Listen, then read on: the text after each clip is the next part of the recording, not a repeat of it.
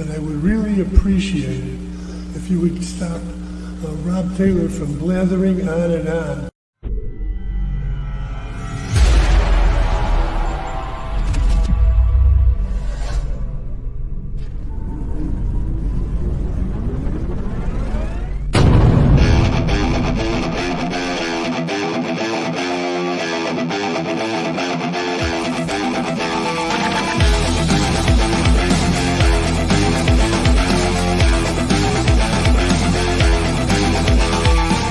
Opinions expressed by talk show hosts, callers, or guests on the Rob Taylor Report do not necessarily represent the opinions of the hosting platform, subsidiaries, sponsors, or possibly anyone else on the planet or the known universe. From the tinfoil and lead-lined broadcast bunker on the beautiful southern coast of Oregon, it's the Rob Taylor Report. So strap yourself in. Your weekly political therapy session is about to begin. Ladies and gentlemen, here he is, the nearly famous Rob Taylor. Hey, Coos County, hello, Oregon. Happy Friday to the rest of America, East Coast, West Coast, and beyond. It's a great day. It's been a great day here in Bandon. It started out with a little bit of overcast, but that's usually how it goes in the summertime. You'll have that overcast. Usually it burns off about 10 a.m., but it's been hanging on until the mid-afternoon. It's been quite weird. And then we've been getting the sunlight at the end of the day, which I enjoy. The plants enjoy, the trees enjoy it, the birdies. I mean, it's been beautiful out here. That's why we moved out here to the Oregon Southern Coast. We're living the dream. And I know there's a lot of people in parts of Oregon who want to destroy our way of life. And it's really sad that that's going on. It's really sad that those people, I don't know if they're jealous. I don't know if they want what we have, but yeah, there are a lot of people out there who'd like to destroy what we're living here in rural America. And so be thankful you have it, because I don't know how long we are going to have it the way this country's going. And one of the things that I'm going to be talking about tonight, and this is kind of like a deja vu for me, because I just recently, not even recently, it was 2 years ago when we went through the spat between the members of the Constitution Party. It was the Paul Romero faction versus the Donna Smith faction, and it ended up in court, I believe. They ended up having a back and forth, and then in the end, Donna Smith was on the ballot for the governor of Oregon. And we had, I think that would have made 4 women who are on the ballot. You had Drazen, you had the current governor, you had Johnson, and then you had Donna Smith. So we had 4 women on the ballot in 2022. It was very strange. And Kotek, that was the name of the governor. I only try to forget. And so one of the things that is happening again is parties fight. There's always infighting with parties, and you want to get it right. That's, if you're a party of principle, maybe not the Democrats. I don't know. Maybe the Democrats like being wrong in what they do. But if you're in a party and you have principle, you're the party of principle, you want to make sure that you live by the laws that you create in your party, your bylaws. And that's what every party should go by. And I've been fighting that now as a Republican in the Republican Party, because we got a lot of candidates and politicians and incumbents who are candidates who are actually in office right now who are not following the Republican platform. So that's the kinds of things that, make people look at a party and go, well, do you really have principle? And so the Libertarian Party is having a little bit of a spat between 2 different parts of the party. And this has been going on since 2013, maybe even going back to 2009. I'll ask my guest. He's an expert on this. And and before I even start, I want to tell you, I think the Libertarian Party is an absolute necessary piece, integral part of the party system. We are not a 2-party system. Nowhere in the Constitution does it say we're a 2-party system. And the Libertarian Party and the Constitution Party are very integral, because they keep the Republican Party from moving too far left. We don't want them moving too far left. So if you have third parties or minor parties that are actually more coherent with the constitutional values of this country, then you're going to find the Republican Party wanting to sway those voters in those parties to their party. Then you have to stay a little bit to the right of center. I think it's very integral, and that's why I think the Libertarian Party is important. So that's why my guest, who's been in the party for probably over 35 years, is someone who is very good at the history of the party itself. Funny, I was just getting ready to introduce him, and he went offline. And so he was getting his roof worked on right now, and there he is back on, and I'm going to bring him on before we lose him again. Right now, joining me is Richard Burke. Hey, Richard, how you doing? Hi, Rob. It's always good to see you. Thank you very much for having me on your podcast. Well, it's important to me because, like I said, the party serves a function that goes beyond the party itself. And what I just illustrated was it keeps the Republicans going too far left. Am I right, or am I right on that one? I'm just curious. Well, I think that's true. I remember a number of years ago when the Republican-controlled House of Representatives under Karen Minnis were going to support a $1.2 billion surtax hike. We put a press release out on the desk of every Republican legislator telling them that if they passed this, that we would run spoiler candidates against them. And that year they demurred and instead referred it out to the people. Because the Republican Party was divided, the Libertarians that year were the only voice opposing that tax, and we were successful. In fact, on election night, all 4 Portland news organizations set up camp in our office. And then the next time they did pass the $1.2 billion tax hike, and we caused several Republican legislators to lose office because of Libertarian candidates. And so, that is one way that we can impact the process. And along the way of doing that, we can inject information. We proposed a full budget. We did a lot of things that were very helpful. And the LP it wasn't dominant, but we were relevant. And that is where I hope we'll be again. And I certainly hope so, because most people don't even know the story that you just relayed. And what happens is during the election, and I'll hear this from mostly Republicans, because I've never been in the Democrat Party, but I'll hear this mostly from Republicans that the Libertarians are no bother, don't support them, don't vote for them because they're just a third party. They're a waste of time. They just treat us, they're just spoilers to destroy our candidates. When in fact, I think we serve a much greater purpose of them picking more conservative candidates or even more libertarian candidates. Sure. Because of the Libertarian Party. Totally. Yep. And Republicans know that too. I mean, there are a number of legislators. Senator Kim Thatcher is a good example of that, who see the value of the Libertarian Party and have sought the Libertarian nomination on multiple occasions and received it because her record has generally been very good. Dennis Linthicum, running for Secretary of State, he regards himself as a Libertarian, has said so publicly many times. And, we're one of many forces pushing and pulling to try and steer the big ships a few degrees this direction or a few degrees that direction. And at the same time, we serve an educational function. At the local nonpartisan level, when we organize, we've actually won 2/3 of the races where we fielded a candidate, and even had a partisan county commissioner in Yamhill, a guy named Rob Johnstone. So, if the Libertarians run themselves in a reasonable way, they can be very relevant to the political process.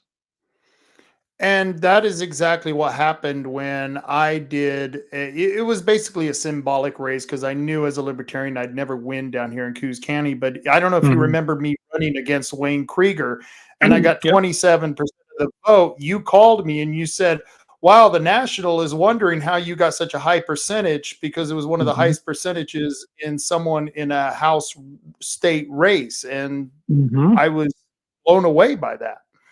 Yep. Well, libertarians, and I would guess members of other minor parties, they do well in circumstances where they have a record of civic activity that's constructive, that they're known in the community as being a constructive, person in the public square, and they have at least enough resources to project their message to the electorate. You've got to have a minimum amount of resources to be able to pull that off. And when we do very well and frequently win. We've elected about 20 state legislators in a variety of states, most recently Wyoming. And in all of these cases, they've been cases where the Libertarian candidate was very active and well known in their communities through civic activity. And, they ran a professional campaign with adequate resources. Do you think that at a certain point in time, the way history is going, the way this is folding out, and albeit that the Libertarian Party has been around since 72, I think it was. I Mhm. may be wrong in that 71, date, but but close enough. 71. And so the Libertarian Party has been around for quite a while, but with the current political atmosphere, do you think that more people are going to pull away from the Republican Party? Maybe young people are going to become more libertarian because they're kind of repulsed by the left Mhm. and the actions of the left. Do you see that happening? Is the party growing? Party is not growing. We are at 0.0065% of the electorate. And in March of 2011, we were at 0.0065% of the electorate. The electorate has grown in Oregon since 2011 by 1 million voters, almost exactly 1 million voters. But our percentage is exactly the same.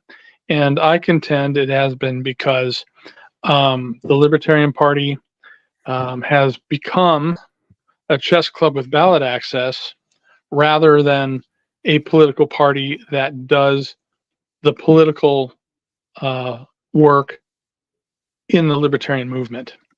I think we could be doing much better than this. And with the talent we have, the people who are running the party right now, the volunteers, they're very talented people, but they're hamstrung by their own rules. And many of them will tell you that. But I think the potential is there. I think the potential exists where the Libertarians could elect 3 or 4 state legislators. And with an evenly divided House and Senate, that could be the tail that wags the dog.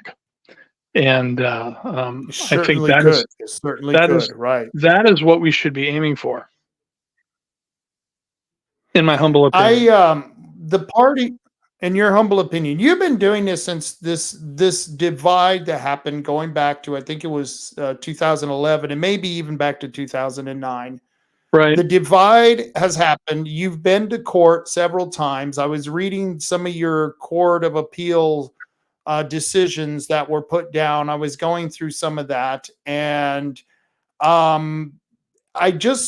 okay, Richard, this is what bugs me. I don't understand why the party hasn't had some type of convention where they've nailed down these bylaws, because that's what you're fighting over, is the bylaws. And I want to get into this case of what's going on, because there's been a recent complaint by the Republican attorneys that the Libertarians aren't living up to their bylaws, and that because of that, their candidate should be disqualified. Tell us right from the beginning what's happening.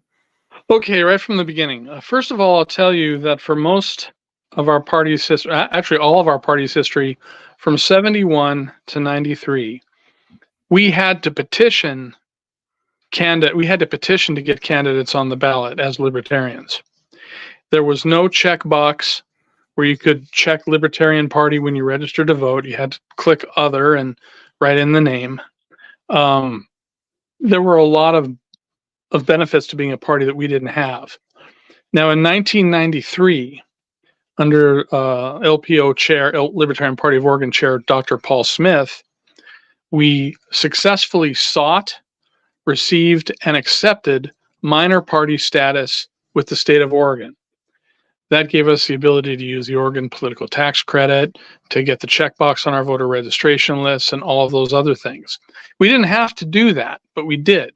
We could have continued to petition, but we decided to get the minor party status. And with that comes the obligation to obey Oregon election law. Now, the Secretary of State is loath to enforce it. There are a lot of cases where it's made clear that election officials cannot interfere with the internal governance of a political party. In fact, there's a law that says that, ORS 248011, that you can look up. But we did obey the law. We had a set of bylaws. Now, what people who don't know a lot about bylaws need to understand is that bylaws tell how your party is governed, what offices exist, what their authority is, what the lines of responsibility are. It also tells you what your rights are as a member and your responsibilities as a member. And critically to this issue, it tells how you nominate candidates for public office. There is another statute, ORS 248009.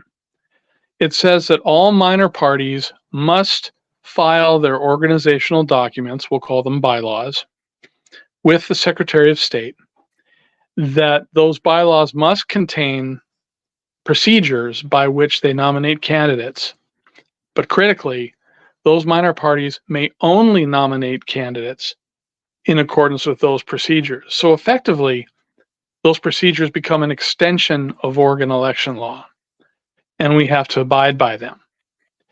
And what our bylaws say, what they said from 1971 all the way up to 2011, it says that you can change these procedures any way you want. You can change these bylaws any way you want, but you can only do it inside a noticed convention where the members are told that there will be a convention, that bylaw changes will be proposed, and that they'll have an opportunity to debate them, modify them, and change them.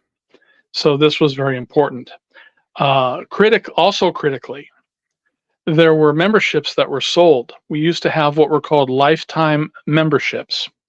It cost $1,000 to buy a lifetime membership, and then you remained a member.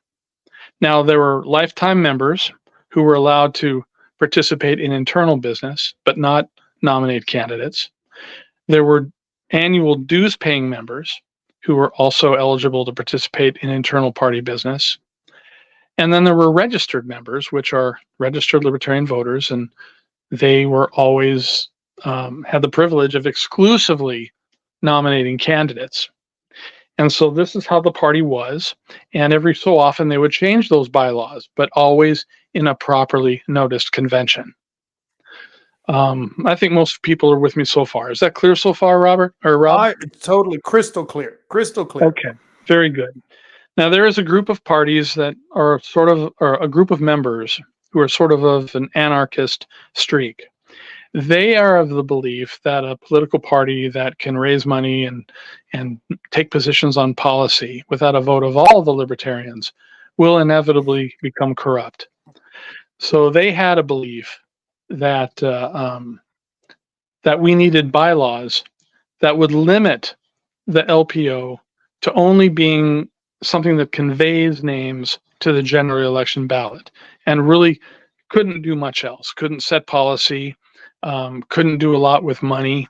That's what they believed. And they attempted to pass these bylaws at the 2007 convention in Sun River, Oregon, and they were unsuccessful. And then when they had a majority on the state committee, they called a special convention in November of 2010, where they once again proposed bylaw changes that reformed the party the way they wanted it. And that convention didn't make quorum.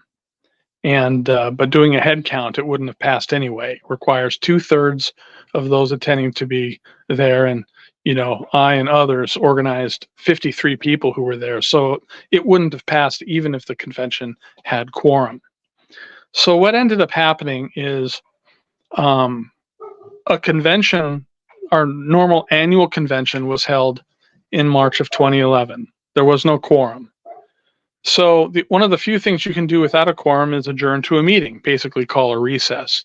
And we called a recess for May 21st, 2011. So we figured between the two sessions, we could get enough people to get quorum, and we'd be able to elect officers and consider changes to the bylaws. But between those two sessions, at a regular state committee meeting, a monthly state committee meeting, those who are of the anarchist stripe purportedly adopted brand new bylaws like the ones they were trying to pass in 2007 and 2010 that the membership didn't want. And they just asserted it, and they filed the paperwork with the Oregon Secretary of State. And so there was no notice to the members. There was no convention held or called. Members were not provided with a copy of these bylaws in advance. They just basically pulled a bureaucratic coup. And this was bad because I won't say all, but a lot of the lifetime members lost their memberships because they had either moved out of state or they, had temporarily registered. What's that? What's that, Rob? Your screen froze up on me. Bylaws eliminate their ability to have their membership? Yep, because what it said... Their bylaws, the new bylaws... Yeah, their bylaws said that the only members could be people who were registered as libertarians in the state of Oregon. Okay, so we had 3 tiers of memberships under the bylaws approved by the members. There were the lifetime members, the regular members who paid annual dues, and the registered members. Again, the registered members exclusively could vote in candidate nominations. Lifetime and regular members could not, unless they were also registered libertarian voters. Regular and lifetime members could vote in internal party matters, but they also had to sign a non-aggression pledge, saying that they don't advocate the initiation of force to achieve social or political goals. So when they purportedly adopted the new bylaws, their membership said you could only be a member if you were a registered Libertarian Party voter in the state of Oregon. And it asserted that all of them were members, whether they wanted to be or not. And so all of the lifetime members who over time had moved out of state or had temporarily registered to Republican or something to support someone like Ron Paul, they lost their memberships, and none of their $1,000 membership fees were refunded. And the same is true for those who were regular members that had paid annual dues. If they had done likewise, they lost their memberships. And none of the $50 memberships were refunded. So that was part of it. But also the changes in the rights of members. The annual member. Let's go into hold on about the rights of the members. Let's go over the membership. So the $1,000 people who donated, a lot of them were living out of the state. Okay, as someone who's looking at this from the outside, why would you want people from outside the state being the only ones who could vote on the candidates, right? Well, the vast majority of these people did live in Oregon and were registered libertarian voters. Some of them who bought a lifetime membership then moved out of the state for some reason, but they still had some interest in Oregon. The same was true for some of the annual members. And the reason why is because these people were supporters of the LPO. They donated lots of money to us. We used to have a budget of about $70,000. A lot of the lifetime members were donors. And of course, the basic dues supported basic party functions. You know, the Republicans and Democrats have a subsidized candidate nomination system. Taxpayers pay for the state-funded primary elections.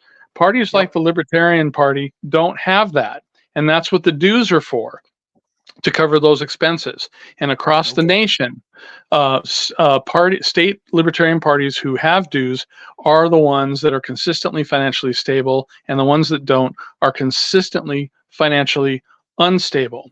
And in Oregon, we also have the benefit of the Oregon political tax credit. So the dues and the bylaws were set at the individual level for the Oregon political tax credit. So they would pay their $50, and then at the end of the year, they could claim it as a credit and get all $50 back. So that's what we had. Now, there were some people that didn't like it. There were some people who didn't like to pay dues, and there were some people who didn't think you should have any say in the LPO unless you were a registered Oregon voter. Well, you know, you can argue on either side of that, but the way to fix it was to go to a properly noticed convention and change the bylaws and maybe establish a fund to refund the fees that were there. You don't just unilaterally change it. That's a breach of contract. And if the lifetime members were so organized, or even the regular dues paying members were so organized, they could have filed a class action lawsuit against the LPO for breach of contract. You know, because they were just kicked out without notice, without warning, outside of a convention that is required to be caught. And so, and there are other things too, like their votes were diluted. You know, if we had about 400 or 500 regular members, we had 47 lifetime members, and they were the ones that had the chance to vote on internal party functions because they were supporting it, right? Okay. You remember Starship Troopers, Robert Heinlein. The only people that got to vote were the people who served because they took responsibility for the safety of the Republic. On internal party matters, such was, you know, similar case with the LP. Those who supported it got to make decisions related to its governance. Although if you were a voter and paid no dues, you could run for governor and vote in a candidate nominating convention and be just fine. But if they wanted to change it, they should have done it in the context of a convention. And you win or you lose. But these folks who had failed in 2007 at Sun River and failed at the 2010 special convention without warning or notice and outside of the convention, sent these bylaws to the Secretary of State that they wrote themselves by a vote of 5-4. And Orrin Grover, we have video of this. I think I sent you a link to the video. Orrin Grover, who was the legal counsel of the LPO, begged them not to do it. Don't do it. You know, he said, get 50 people in a convention. And Wes Wagner said, well, they'll never give up their golden scepter, whatever that means. And so Orrin Grover said, get 50 other people at the convention. But, you know, you don't do it this way.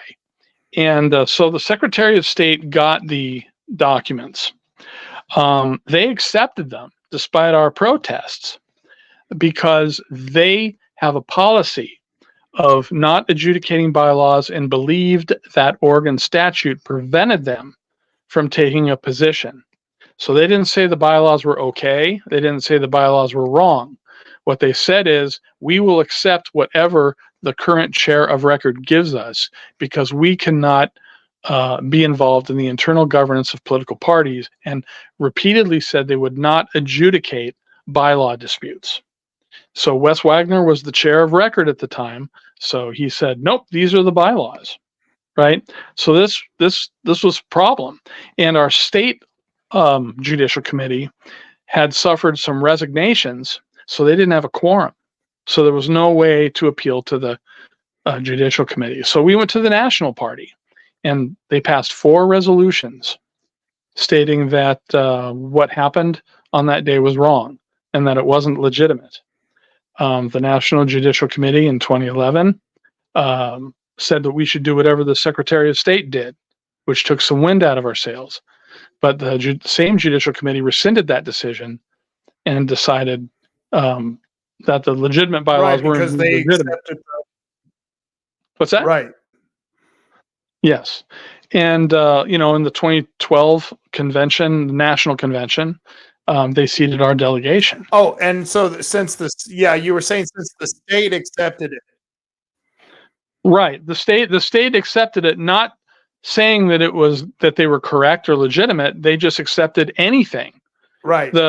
And this is a problem in itself, because what that means is if you're a minor party and you're the chair and you don't want to give up power, and you don't want your term of office to end, you can sit at your kitchen table in the dead of night and rewrite all your bylaws and your officer list, submit them to the Secretary of State, and they would be accepted as valid, for fear of violating 248.011, which says that election officials can't interfere with internal party governance.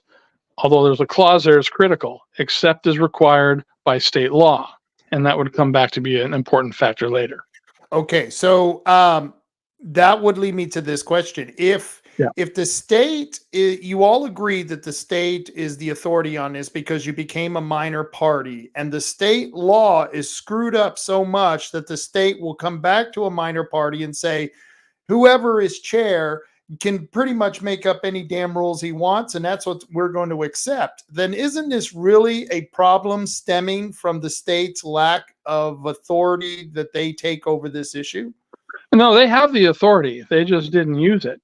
The Oregon Court of Appeals in 2018, they later said in their decision that the Secretary of State, they slapped the Secretary of State on the wrist pretty hard. They said the Secretary of State has an affirmative responsibility to uniformly enforce all election laws, and that for the purpose of enforcing those laws, considering party bylaws does not constitute interference and not a violation of 248.011. Okay, so the appeals court said in its dicta. Now, my opponents in the party would be quick to say that dicta is not binding, and that's true. It's not binding, but it is often used in litigation and legal matters and carries weight.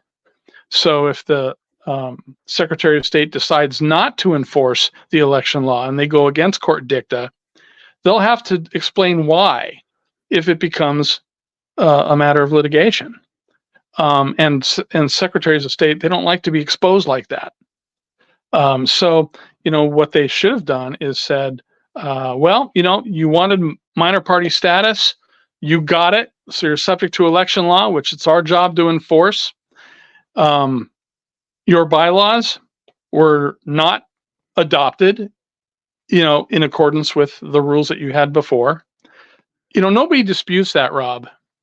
I don't know anyone in the LPO who's active right now who believes that the bylaws adopted at that time were properly adopted. I don't think anyone believes that. I've had board member after board member after board member tell me that they agree that on March 31st, 2011, they were not properly adopted. But they don't want to do something about it.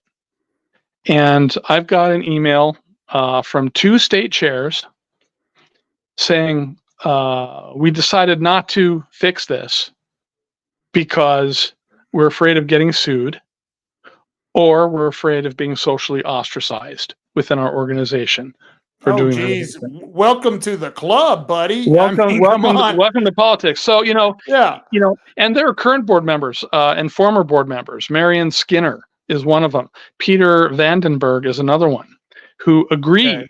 I mean, these are after that agree with this interpretation. Another thing that's important is that the bylaws that they have, I probably, if the money were refunded to the lifetime members and the money had been refunded to the annual members, had these bylaws worked and enhanced the relevance of the Libertarian Party, I'd probably just shut up, right? But they've hamstrung the party. Okay, the party is broke. Donations have essentially stopped, or at least large donations. They can't make a quick matter of policy. If you know how things change at the legislature, 24-hour notice or 1-hour notice for a bill, gut and stuff, they can't take a position on anything unless it first goes through a policy committee, and they've got to have quorum for that. And then it has to go before the state board, and it just doesn't work. The policy board has been on the edge of collapse. And what you've got on the screen there is a copy of the Court of Appeals ruling. Now, we went to court, as is obvious by that ruling. We first started at Clackamas County Circuit Court. They dismissed our case because they said that they did not have jurisdiction. And, this was after Steve Trout of the election office told us to go to court. So we went to court, and the judge in the Clackamas County case said they did not have jurisdiction.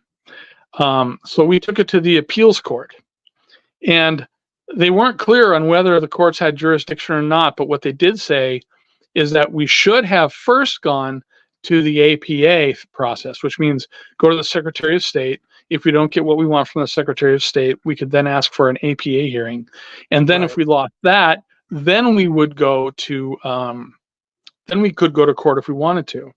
But they said that the 60-day window to appeal the Secretary of State's decision in an election had closed. So we could not appeal that point anymore. And the decision was very narrow. It was who would be allowed to sign the certificate of nomination for a special election in the 1st Congressional District. It did not involve bylaws, and even they said that this was not an adjudication of bylaws. So the question being asked now is not one of leadership or who is authorized to sign the certificates of nomination. The question is, were the bylaws currently being used, properly adopted or not, which is a completely different question, and one that the Secretary of State said. So there's no 60-day window. Some of the other LPO members say, oh, we're fine. The 60-day window closed. And so they think it was a complete victory, but it's not that way at all. It just, is a victory for, Wes Wagner being able to sign the certificate of nomination for that special election in the 1st Congressional District, and that is it. But they took the time to write all of this dicta, which basically said in every other way we were correct and that the Secretary of State was wrong. Okay? And they even said there is no way that a state committee under the legitimate bylaws could have replaced them as they purported to do in March of 2011.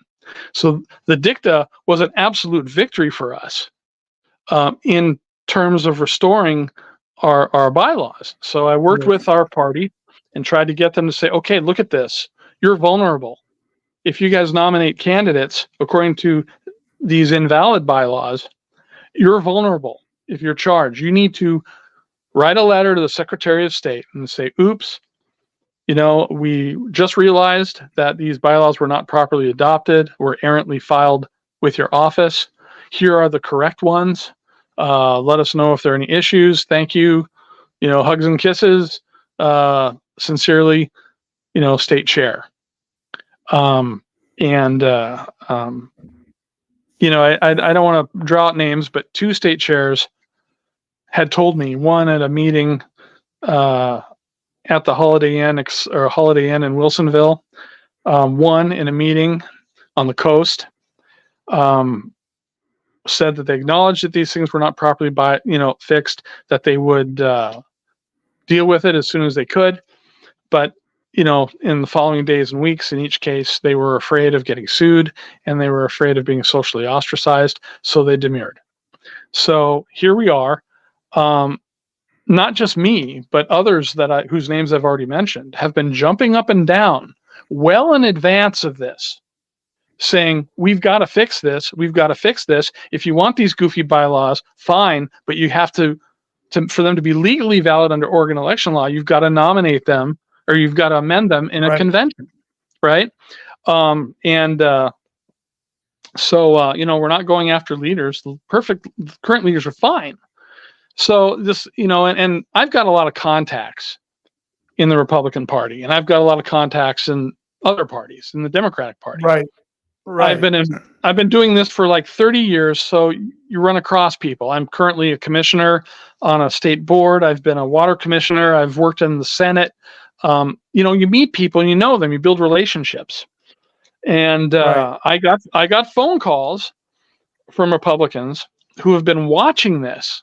They filed an amicus brief on our side in this because they had a Polk County, a county chair in Polk County pull the same stuff, and they were worried about it spreading. So they filed an amicus brief. So the point is, they were aware, and they've been watching this. They've been reading the court rulings. Right.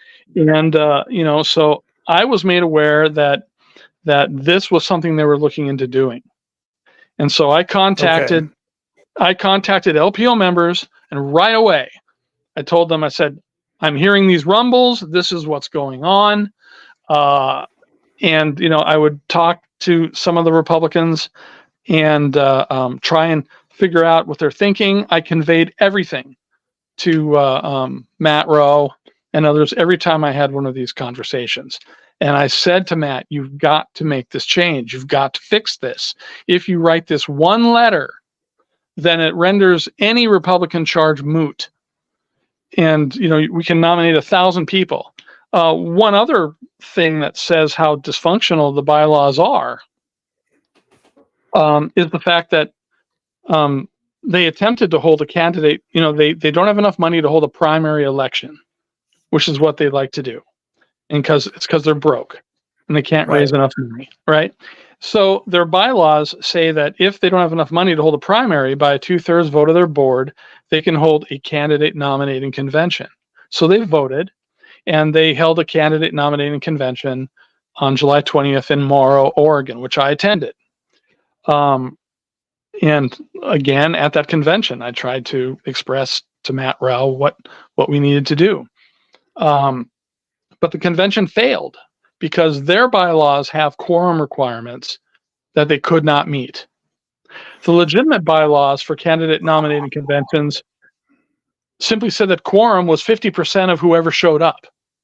So there would not be a quorum problem. Right. But under these bylaws, they needed another, 20, I forget the number, but they needed another 20 people to show up online or in person, and they didn't do it. So the convention failed. And they said that what they would do is nominate by board appointment. Okay? Their bylaws, that doesn't get them out of trouble with Oregon election laws, because their bylaws, even if you concede that they're legitimate, okay, even if you say, Rich, you're full of crap, those were valid bylaws, okay, even if you say that, they can only make board appointments in very narrow circumstances. For example, if they hold a primary election and the primary election does not yield a candidate. Well, before that happens, you have to hold a primary election. Right. And none was held. Another circumstance where they could do it would be if there was a primary election and for whatever reason a nominated candidate was found to be ineligible or died or something like that. Again, since there was no primary election, there were no winners or runners-up to replace it. Right. The third circumstance where they could do it is if they failed to get their paperwork in on time. Well, there was no primary, so there was no paperwork. And at a candidate nominating convention, there's no paperwork because all you have to do is on the spot, raise your hand and say, I'll run, nominate me. But their bylaws offer no means by which they could simply just appoint nominees in a vacuum.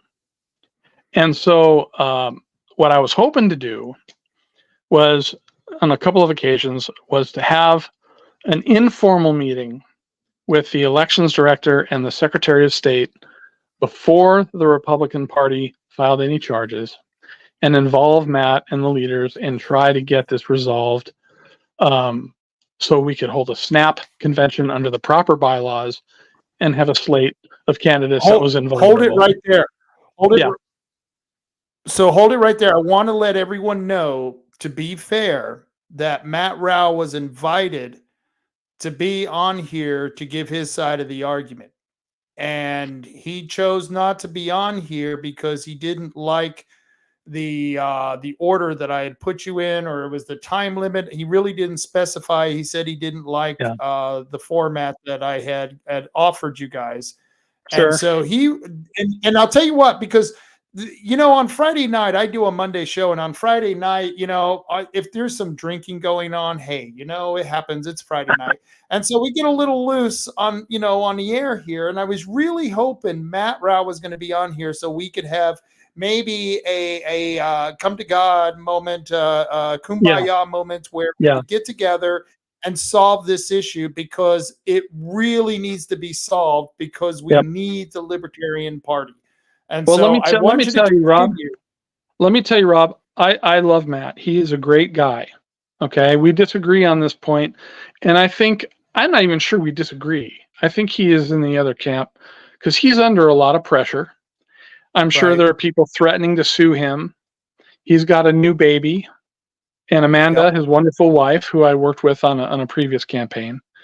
They're under a lot of pressure. And, I told him one time, that sucks, but such is the fate of he would be king, or something like that. Shakespeare would say. But, I don't want to think that this is personal. I have nothing but the highest regard as Matt for a person. And his wife, Amanda, I've got nothing but respect for. He's got a beautiful family, and I'm hoping this won't dent our friendship too badly. But on this matter, he's just wrong. And I think in his heart of hearts, he knows he's wrong. But he's under a lot of pressure not to. And so you and we got into the big battle, I think it was in 2007, over that first one. And be honest with you, Richard, I was being pulled in all different directions. I didn't know the history of the party, and I may have made some wrong decisions there. I really don't know, and that's why I left the party. And I was hoping the party would come together and mend itself. Hasn't happened since then. And it still might. But the point is that you and I have gotten over this. So I hope this doesn't put a wedge between you and Matt, or me and Matt, because he is a good friend of mine. But I think this has to be where gentlemen come to a table, sit down, have a conversation, and we figure out how to fix this, right? Thomas Jefferson once wrote a letter. I wish I could remember to who it was written, but he said something like, "I've never believed that a sincerely held difference in policy was a sufficient reason to distance myself from a friend." And I'll tell you, of the board members I have met in the Libertarian Party that have been active since all of this, I don't have anything against any of them. They all seem to love freedom. Right. The people that I met at the National Convention, they love freedom. But I'll tell you something. The cancer that this bylaw thing that they did in 2011, the cancer that it did was that it started a culture of not abiding by our own rules regarding them, and even election law as guidelines or suggestions that don't need to be followed. And you see them here bending even their own rules like a contortionist to make it fit what it is they want to do. And a party of principle can't do that. In my mind, a party of principle does not honor governing documents that were adopted in the dead of night by a 5-person vote without notice to the members in violation of the rules. That is not what a party of principle does. A party of principle does not unilaterally cancel a contract without refunding the money, right? A party of principle does not unilaterally change the rights and responsibility of members and replace one set of people eligible to vote on important things with another set. That is not what a party of principle does. A party of principle, says, okay, this happened, we got to fix it. Now, if we want goofy bylaws, we can have them, but we've got to pass them legitimately. And certainly, a party of principle will not violate Oregon election law once it has agreed to the terms of accepting minor party status. If we don't want to obey Oregon election laws, we can repudiate minor party status and go back to petitioning, and then we can do whatever we want. And so I tried to solve this informally through a conversation where we could include Matt, maybe a couple of other leaders, the Secretary of State, and the election director. But I was told by Luc Bellant, the deputy election director, that they would not do that. They would not agree to a meeting, and then they would only act within the context of a formal action, like a complaint. Oh, geez. And that would be where the Republicans come in. And that's where mine came in. I mean, I wasn't going to be the one to kick this off, but it got kicked off, right? And so that's why all of the documents I filed were after the Republicans filed theirs, because the game was already afoot as far as it was concerned legally. I figured if this is going to happen anyway, I want it, at least we can use this as an opportunity to fix the situation. There might be a price to pay with respect to the 2024 slate, although I've tried to prevent that.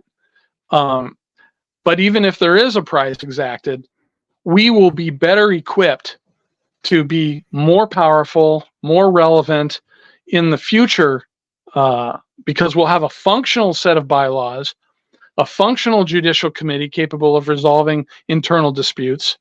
We'll have the ability to take positions in the legislature, which helps raise money, among other things. You know, it's another reason the donations stopped. Right. Was because the party wasn't doing anything. Their only function was to hold a convention. And they continually tried to do things like form affiliate parties, but there is not one that exists today. The one that did exist has disbanded. There was a time when there were 18 functional county parties meeting every month and sometimes twice a month. You know, there was a time when we had 32 elected office holders in the state, including a partisan county commissioner. There was a time when we had a constant legislative presence and were actually able to stop legislation or pass legislation. There was a time when we had a 2,500 square foot office and the national convention was held in Portland. We had a paid internship program. We had an arrangement with the World Affairs Council where they brought in members of parliament from other countries to learn about libertarian politics in Oregon. This is how it used to be. And bylaws make doing these things easier. And you've got to have a good set. But, you know, if your bylaws facilitate breaking the law by nominating candidates according to processes contained in improperly adopted bylaws, you know, that's building on shifting sand. I think I lost you, Rob. No, the whole screen just went blank on me, and I'm back, but I think they got mostly of what you said. Yeah, I'm sorry. I hope this doesn't all sound kooky. And, you know, I'm kind of a pariah right now among those folks. I think I'm a Republican plant or all of these other things. But, you know, I don't think it's easy to call me a Republican plant. I've been involved in campaigns that have spoiled Republican campaigns. I've been our party's gubernatorial nominee in '98. I've been on the national committee twice. I worked on the Gary Johnson campaign. I worked on the Harry Brown campaign, and worked on the Bar Root campaign. I've been a member since '90. I have been to all but 4 national conventions. You know, former state chair, all of that. So, I mean, I think it's implausible to suggest that I'm a Republican plant. They may disagree with my methods, but I don't know what else to do. Yeah, and I can see your point. Here's the problem that I think is going to occur. Coming from your side, and like I said, I don't have Matt here to argue the other side, but coming from your side, and from what I've read, legally, I think you're right. But I don't think the Secretary of State is going to do a damn thing about it, and she's going to allow the candidates to go on, and the Republicans aren't going to get what they want. Yeah, I don't care. I mean, well, that's not true. I do care. I would love to see a situation where the Secretary of State says, look, we're going to put these candidates on the ballot, but you got to knock this shit off and use the right bylaws. That would be my ideal. Right. Okay. I would love to see that. In fact, that was what I was hoping would happen if they would have sent the letter, held the convention. I even when they wouldn't send the letter, I pulled out the 2005 convention rules. which were never Right. rescinded by the people that purportedly adopted the bylaws. And I said, well, at the very least, use these bylaws that are anchored in the legitimate use these convention rules that are anchored in the legitimate bylaws that were never rescinded. Let that at least be a legal fig leaf for you guys. And they wouldn't do Right. it. Right. I'm not against seeing the candidates on the ballot. What I am for is the Secretary of State saying, look, you're not following Oregon election law. These are not legitimately adopted bylaws. You need to use the legitimately adopted bylaws. And if you want to change them according to those bylaws, respecting all, the rights of members, et cetera, et cetera. It's easy. I was just going to say, you may be well right that the Secretary of State will do nothing. Right. They've got much bigger fish to fry than us. We're a headache that's going to take some staff time. And usually a bureaucracy will do nothing if doing nothing is the easiest thing to do. Right? Yeah. And so I think there's a fair chance that nothing will come of this. But that's the only recourse, because I don't think we can save ourselves at this point. We haven't proven the ability to save ourselves at this point. And it's because we don't think the rules apply to us, even our own rules that were voluntarily adopted. And we can break contracts, and we can do things in the dark of night against legal counsel advice. We can do all these things, and screw it, we're in a bubble. Right. That is the mentality here. And that's not anything libertarian that I know. I mean, nothing about that is consistent with libertarian philosophy. Ayn Rand thought that we should fund the country by fees that come from writing contracts with each other, right? Wasn't that one of her ideas? And so to be able to be a country who lived on such a system, you would have to be an honorable country, because you live or die by your word. And if you don't keep your word, there should be some type of force that we all agreed upon to enforce those contracts. And right now, obviously the Secretary of State, who's supposed to have that job, just screwed it all up in many ways. The Republicans, I think, are kind of, go ahead. I was just going to say that, the law that says they can't interfere says except as required by law.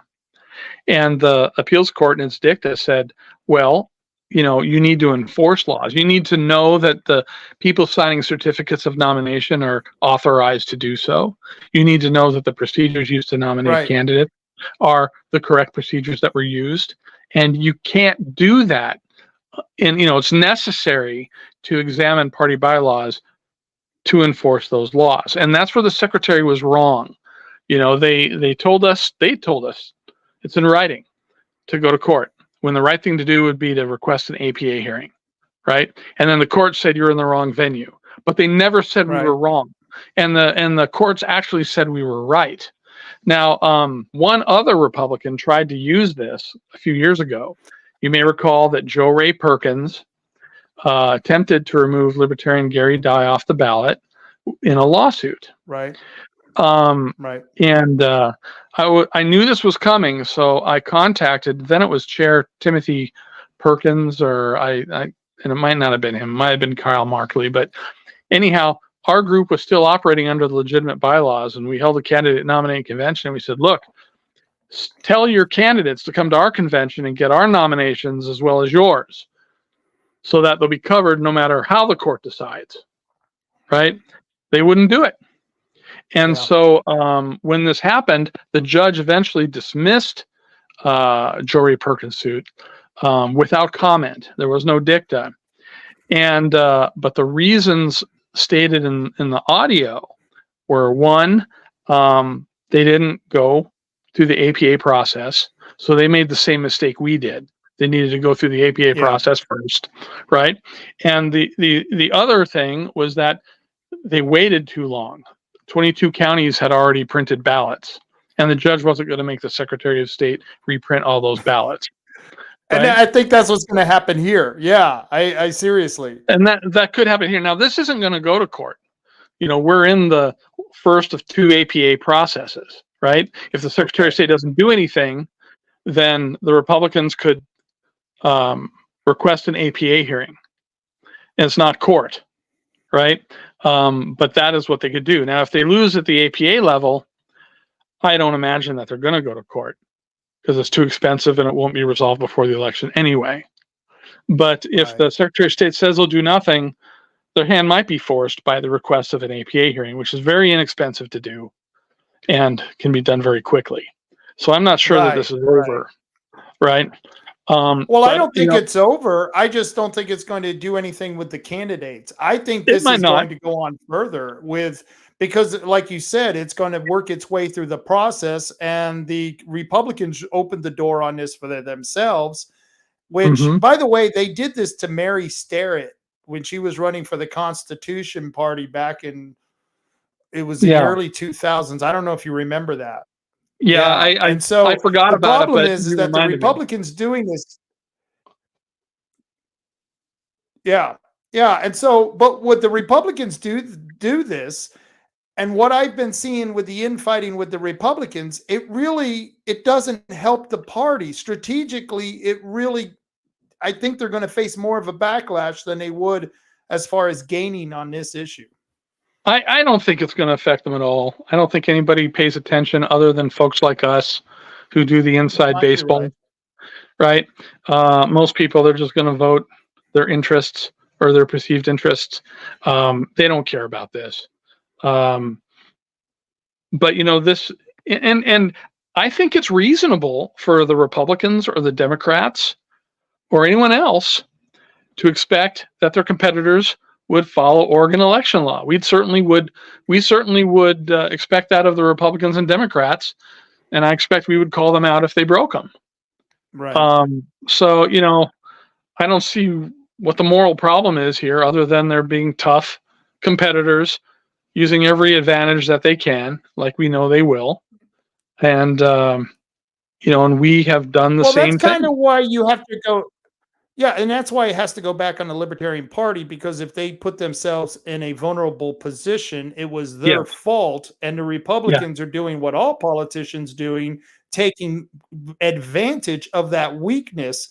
And so I can see that, but I just, you know what I mean? Like you said, you might be right with that inside baseball. There's not enough people paying attention for the Republicans to catch any flack on this. The only ones who are going to be upset are the candidates, the Libertarian candidates who are now on the line, but they get to make news out of it. They actually get an advantage kind of because they get to be in the news.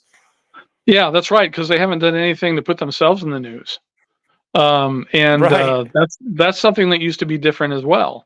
We were regularly in the news. I've got filing cabinets full of clippings from Allen's press service before the internet. And then well after that, just full of newspaper articles about libertarians running for office, working ballot measures, doing things while holding office. Those things are almost all gone, except in Sherman County. And the party has done nothing that they can take credit for in Sherman County. It's all been the people that are there that are working by themselves. I want to see a better party. I think the 19,000 some registered voters, the 0.0065% of the Oregon electorate, deserve a state party that is active at the legislature, on the road, building registered voters, running qualified candidates. We deserve that. And they didn't get it.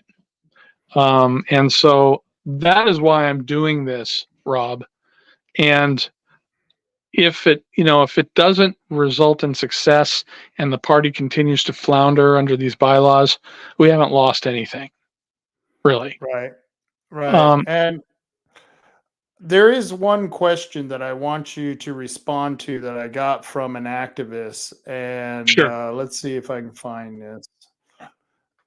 And okay, here it is from Gunner Power. I don't know if you know Gunner. Gunner, I've met him at least. I've met him once or twice, and as I recall, he is a member of the board of the LPO operating under the improper bylaws, but nice guy. And he says he fails to mention, talking about you, that he was part of the group that created the original crisis. You want to respond to that? I don't know what you mean. He was part of that. Gunner was a part of the group. You were part of the group that created the original crisis. He's factually in error there. At the time that they adopted the improper bylaws, I was not on the state committee at all. I wasn't even at that meeting. I had no idea that the bylaws that they attempted to adopt, or that they purportedly adopted, I had no idea that they existed. I had no idea that they were going to be considered. I was in the dark, just like almost all of the other LPO members. And I didn't hold a state committee seat at the time. Wasn't there. Okay. Yeah. And so, that's why I wanted you on, because you know the history of the party. And there are people, because I pulled up that appeal, Court of Appeals decision. There were a lot of names that I remember on there. Mark Vedanan, Wesley, of course, and Tabor, Joe Tabor, I think was on there. All of this stuff, this stuff is in record. The minutes, I think in the one of the submissions I gave you by email are the minutes of the state committee meeting where this actually happened. And it lists everybody who was there. Also in the document that I sent you was a link to the video where this was adopted, and there were fisticuffs at that meeting. I think it was Mark V. Tannen and Dave Terry got into it. And a guy named Jim Carlock took the video. I don't have video of the whole meeting. I've just got that clip. But that is the one where their own lawyer says, don't do this, don't do this. Right. So, I reject that I was part of the ones that caused this problem.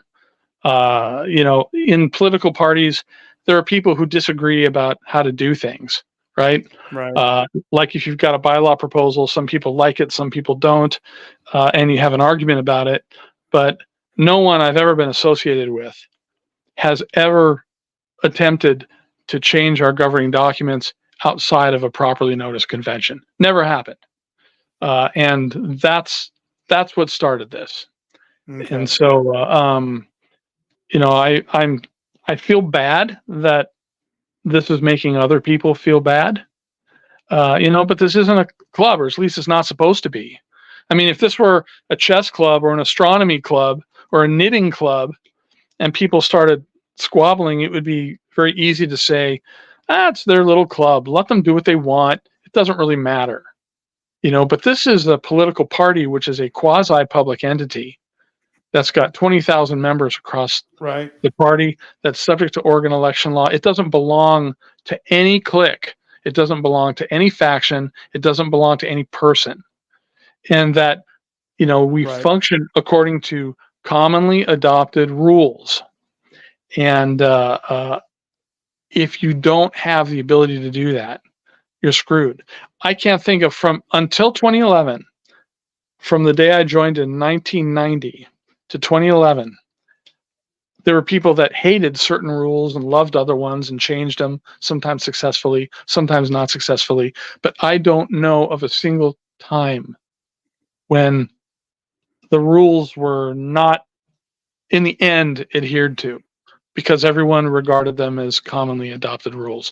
Only in 2011, when they purportedly adopted the new bylaws, did they throw that out the window and said, that's it, we're tired of trying to convince people to pass this, we're going to impose them, which is what they did. And then they used the state's policy of not taking a position on the quality of the bylaws, accepting only what the chair of record gives them.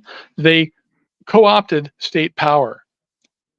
And that is a violation of the non-aggression pledge. I will not advocate the initiation of force to achieve a social, political, or economic goal.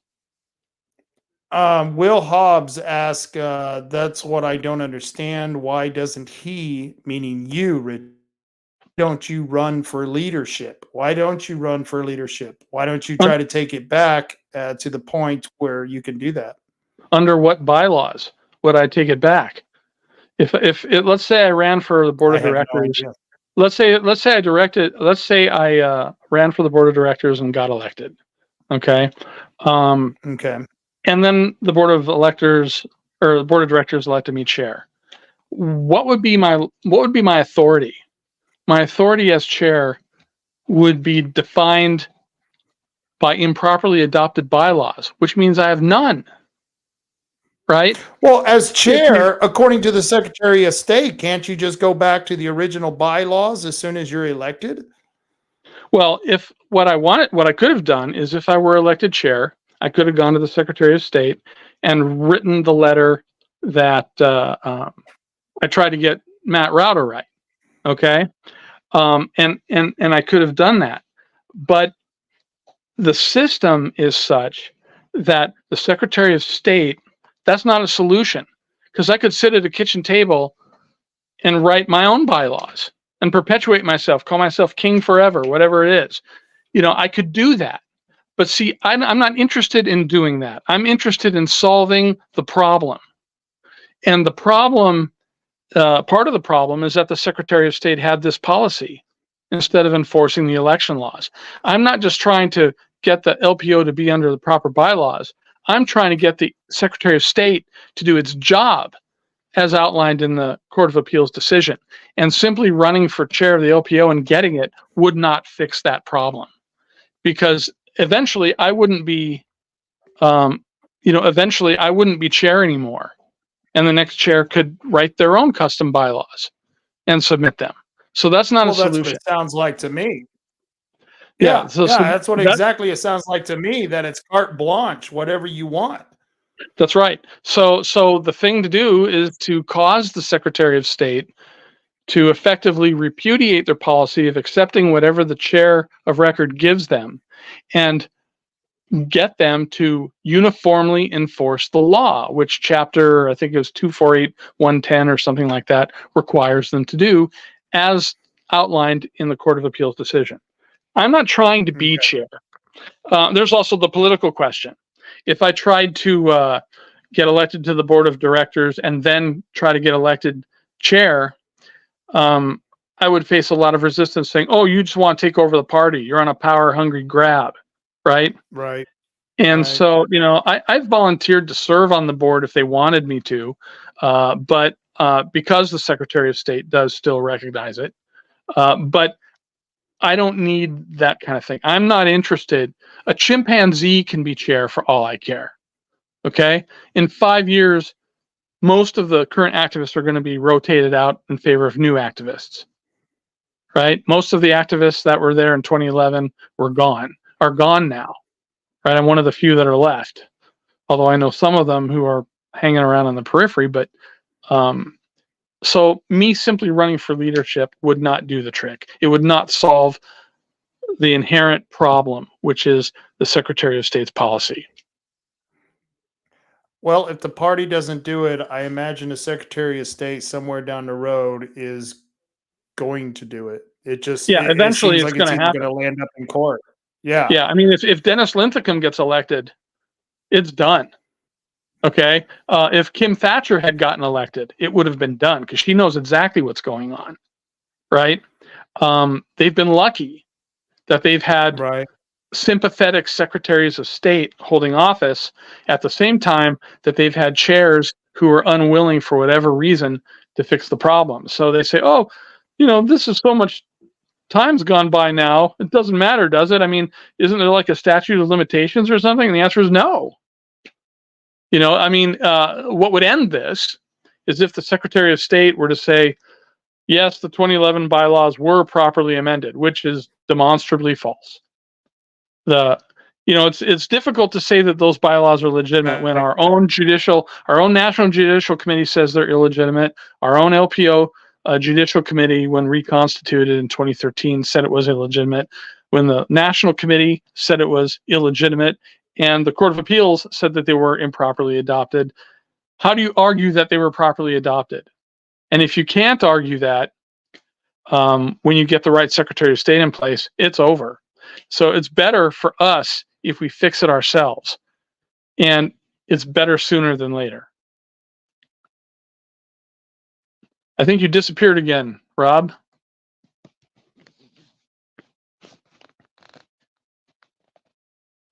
Hello.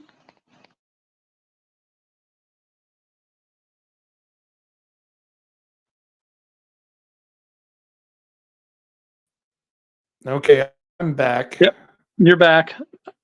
So sorry about that. I don't know if it was me or the internet. You're frozen.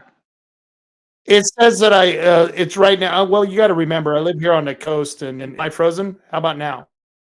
Your image is frozen, but I can hear you. And now I can't hear you.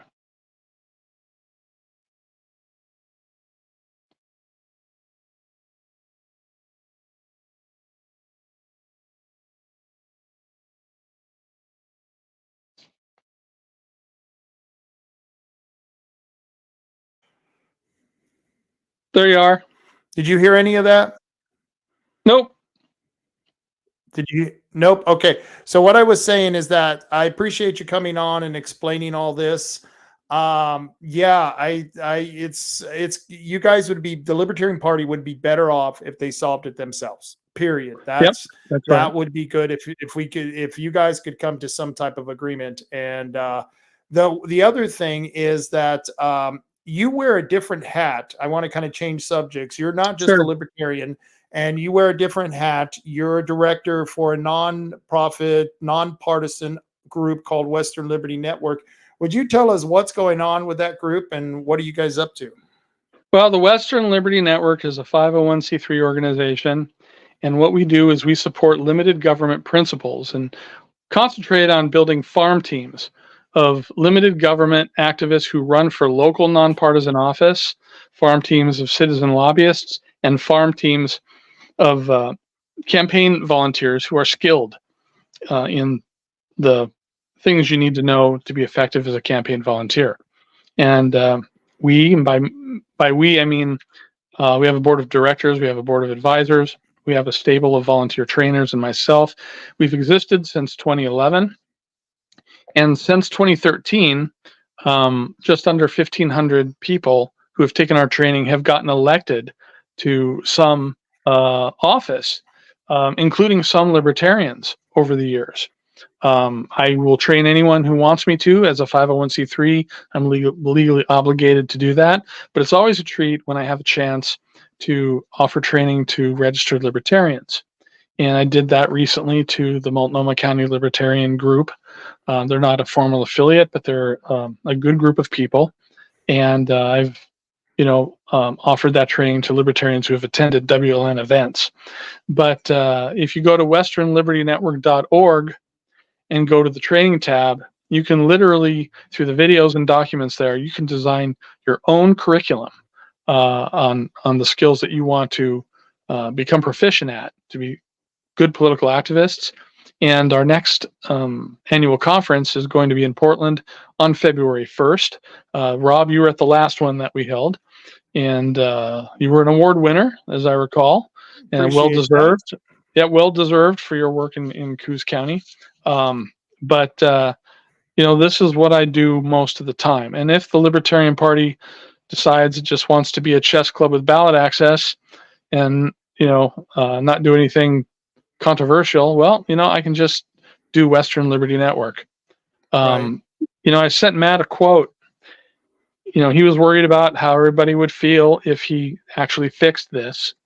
I think there'd probably be about a dozen, maybe 24 people who would be, pissed off. But the vast majority of party members, most of whom he doesn't know, I think would be grateful to have an effective party. But I told him, I says, look, anyone who cares about what other people think when doing the right thing become their prisoner.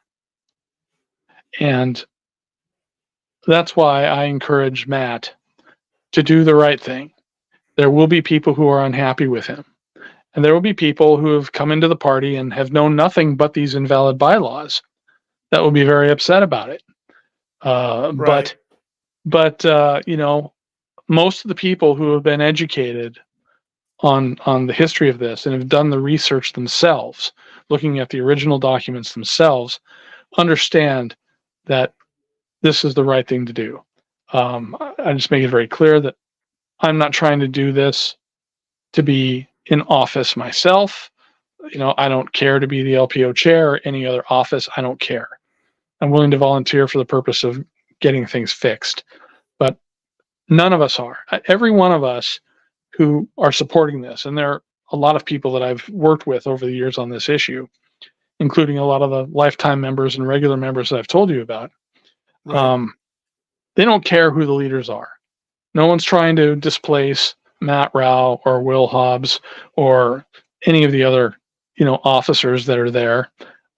It's just that we need to have organizational documents that were approved by members in properly noticed conventions, and we need to comply with Oregon election law, or we need to repudiate minor party status. That is, yeah, totally. That's it. Yeah, that sounds like the basic question, because if you don't do either of those things, trying to do it quasi legal through the system the Secretary of State has set up and not doing it, like we've said earlier, just leaves you vulnerable by attack from either the Democrats or the Republicans when they want to make sure that their candidate doesn't face any challenges, because they know Libertarians siphon out the votes from the Republicans, and they don't, they're going to use this. They're going to use this, and to be quite honest with you, no matter how bad I think it looks, I fully support their right to do this. This is part of the game. And if you're going to get into the game, it's like a boxing match. You're going to get hit, or you got to give a few hits, one or the other. Yep. And the worst thing about this is, because since the state chairs have been unwilling to fix this, and that since this has gone to the Secretary of State, what it shows is it leaves the impression that we can't govern ourselves. And if we cannot govern ourselves, how can we expect that people will believe that our candidates will follow their oaths of office if elected? We have to be able to demonstrate that we respect the rules, particularly the ones we write for ourselves. I see a text there. It'd be great if Richard, Gunnar, and Will could all unify and make things right to protect their party. I agree, but the unity has to be on terms that comply with Oregon election law. I didn't make this stuff up. No, I agree with you. Yeah, I didn't make this stuff up. Any terms on which we would unite would have to be on terms that would comply with Oregon election law, and that means the legitimate bylaws until they are changed in a convention. But as far as the rest of it goes, what is there to compromise on? I don't want power. I don't want, to necessarily hold any LPO office. If they want to change the bylaws to something goofy, I'm not going to get in the way of that. I'll vote no, but I'm not going to get in the way of that. So what is there to do here but comply with Oregon election law, restore the memberships of the lifetime members who had it stripped from them, restore the memberships of the regular members who had their memberships ripped from them, restore the rights and responsibilities of the members, go back to that. We've got some help. The National Judicial Committee and the LPO Judicial Committee have both ruled that the bylaws most recently amended in 2013 are legitimate. So that is the grounds by which those are the only ones that have that endorsement. So it has to be those bylaws, at least initially, until they can be changed in convention. It has to be those bylaws because those are the only ones that were recognized as legitimate. And because they were, the Secretary of State would respect it. And, as they did in 2011, they, when the National Judicial Committee was initially against us, the Secretary of State respected that. So that set a precedent. They should now respect the Judicial Committee decision of 2015 and 2016. And the LPO Judicial Committee of 2013, since the two courts said that should be the authority that decides. So let's start there. And as far as I'm concerned, once we have legitimate bylaws, we're on solid ground again, not on shifting sand. The powers that be within the LPO can do whatever they want, as long as they do it right, in accordance with Oregon election law. Well, that's all I want. And I would hope I would hope they would go back to being activists and actually fighting fights instead of fighting each other. And it was sad to watch two friends of mine, Paul Romero and Donna Smith, Yeah. beat the living shit out of each other. Yeah. And we all knew nothing was going to come of it. I mean, in the end, we knew whoever becomes the candidate for governor is going to lose. Why are you two destroying the party, beating the crap out of each other, when there should be something to bring you together, something? And I don't know. You know, I think that's true here. None of the leaders that are there now are likely to be there in 10 years. Right? I'll probably be dead in 10 years. A lot of other people be gone. But what will there, but what will there be, for the next cadre of activists? What infrastructure will they have to support their activities?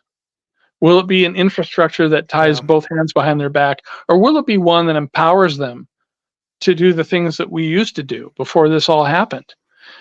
That is why we need to do this. It can't be about personalities. It's got to be about structures that are based in libertarian principles. And you don't follow libertarian principles by changing things in the dead of night. And I challenge those who are on the board of directors for Libertarian Party of Oregon to not be complicit. Doesn't matter if it happened in 2011. The principle is what we should be standing for. All right. I appreciate you coming on. I really wish Matt would have been on here. Yeah, me too. I don't know the argument nearly as well as he does, and he is a good speaker. In fact, he reminds me quite a bit of you when you guys are talking about policy, you're talking about bylaws and such. He's very good. Yeah, he's great. And I'm glad we have a chair that sounds like he should be on the radio, which I guess he used to be. And you couldn't ask for a nicer guy with better intentions. But damn it, Matt, it needs to be done. Fix this thing, and let's get back to work. The donors are still out there, most of them. They just quit donating money. Right. A lot of these other members are still there. The pieces aren't gone. The pieces have been disassembled, and no one wants to invest time, talent, and treasure in an organization built on shifting sand that is essentially incapable of doing anything. Nobody's going to donate money to them, right? If we got our bylaws back, these people, at least some of them, would come back. And I would be right on the forefront of trying to bring them in, reestablishing relationships, doing all that sort of thing. And I'm happy to do it from the sidelines. I don't need a position to do it. But I'm not going to invest. I'm not going to ask anyone to invest anything in an organization that is based upon improperly adopted bylaws that are in breach of contract and violate libertarian principles left, right, and center. But when that gets fixed, I'll take all the energy I've applied to this and apply it to rebuilding the LPO. From the side. And the thing is, Richard, this is going on in the Republican Party, literally Douglas County, Coos County, and maybe not so much Curry, but Douglas and Coos, we're completely divided. The party is divided. We have split. And once again, we're pretty much in a position as the libertarians and the people who are the establishment, I would call them the establishment, versus the patriots, the more libertarian of the groups. And they are complaining because they've lost donors. They lost people who now don't want to join the party, not because they're patriots, but because they don't want to join a party that's in disarray. And so it's happening right here, even with the Republicans. And I see it in the Democrat Party as well. I see a lot of these blue dog Democrats down here fighting with the crazy woke leftists, and it's happening. Yep. People join organizations that do things. People donate money to organizations that do things. And since 2011, I cannot think of one solid accomplishment that the LPO as a state organization can take sole credit for. And so, that's sad. Yeah, but that can change very rapidly, and I hope it does. I hope so too. I really hope so too. I would like to Mhm. see it. Thanks for being on. I appreciate it. And good Oh, it's luck, my my honor. friend. God No bless you, Rob. problem. Yeah. You too, Take care. man. And Bye. you take care as well. Bye bye. And that was an interesting conversation. And once again, it's all about the party infighting. And I know most people probably tuned in to the show and tuned out immediately because they're like, "Oh gosh, I don't want to hear any more about this Libertarian Party or party politics, the party infighting. I just don't want to hear about it." And they clicked out. But like I said, this is so fucking important. Gail, excuse me, I use the F word. Please excuse me, Gail. I apologize, but sometimes I get really passionate about these things, and it ticks me off that we can't get together on the right side of the aisle. The people who are actually for limited government, who are for maximum freedom, for gosh sakes, man, pull your heads out. You know what I mean? We've got to be able to move forward, and you can't do that when you're fighting each other in the phalanx. You know what I mean? We could create a huge phalanx against this woke agenda that's coming and being forced down our damn throat. But there's so much difference between the people in the parties because once again, we're true individualists. We're not collectivists, and that's why it always looks like Democrats are doing such a good job because they have the ability to get behind any dirtbag, douchebag candidate that they choose. Kamala, the Ugandan giant there. Kamala, she is one of those who's an idiot. She's a moron. She can't even carry on a conversation. And yet you see right now where every leftist in the world in the Democrat Party is lining up behind them. Not maybe everyone, because they got their convention that's happening in Chicago this week. And you're going to see they estimate up to 100,000 protesters showing up to kick ass at the Democrat National Convention. And it's going to be kind of like the 68 convention, I think. And, it's that the 68 convention, that was a little bit before my time. I was around in 66, but I was only 2 at the 68 convention. I wore a lot of diapers, complained a lot. It wasn't a bad scene for me. But seriously, the Democrats, they're going to have one of those conventions where they got 100,000 protesters diving into the convention, trying to make sure that they stay as woke as possible.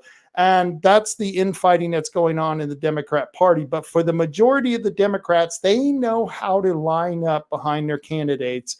And as Republicans or Libertarians, boy, we fail grossly at that ability to line up behind our candidates. And I can totally see why, because a lot of these candidates really don't share the values of the basically the base of the Republican Party or the base of the Libertarian Party. And I can't speak so much for the Libertarians because the one Libertarian candidate that I'm endorsing, which is Sonia Feintek, I'm supporting her because I think she's better than DeReamer.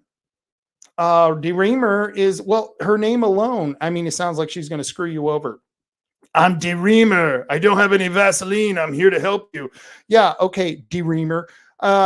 So even her name gives you the suggestion that she's going to screw you. Okay, so and she has, as long as she's been in office, she's a Democrat. She's a Democrat, and I don't care what anyone says. So why would I vote for DeReamer? Luckily for her, I'm not in her district, but that doesn't stop me from endorsing Sonia Feintek from being on that candidacy, and I think that's Congressional District 5. And actually, I had a clip here of Congressional 5. Let's see if I still got that.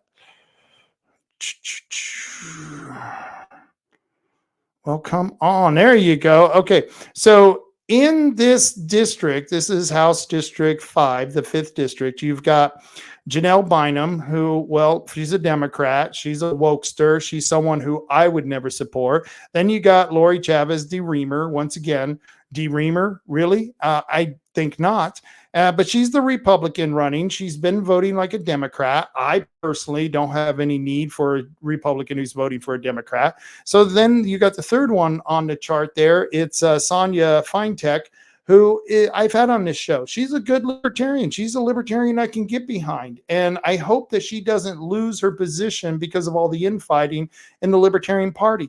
That would make me sad. I might even cry, Sonia. I might even cry. I don't know what to tell you.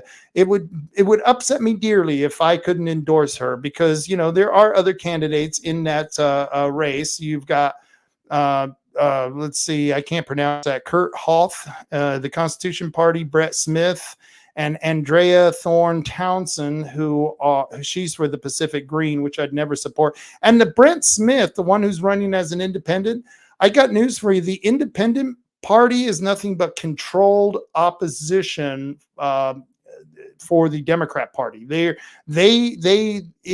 they're not a Democrat, they're going to run as an independent, because basically the independent is vanilla. Whatever flavor you add to it is the flavor it becomes of the day. So personally, I don't know much about the Constitution Party candidate, but I've met Sonia. I know Sonia. I think she's the one that's perfect for this ticket. And DeReamer, really? DeReamer? So it's not my choice. So I really hope that the Republicans, not the Republicans, the Libertarians can pull it together. The Republicans, like I said, are fighting too. I mean, in Douglas County and Coos County, I won't even speak to the chairs. Why bother? They don't really have anything for me. They have destroyed the local parties. We have Rod Schilling here. Let me tell you what we call Rod Schilling. We call him the shill. That's right. We call him the shill. And that should tell you right there the condition of the local Coos County party.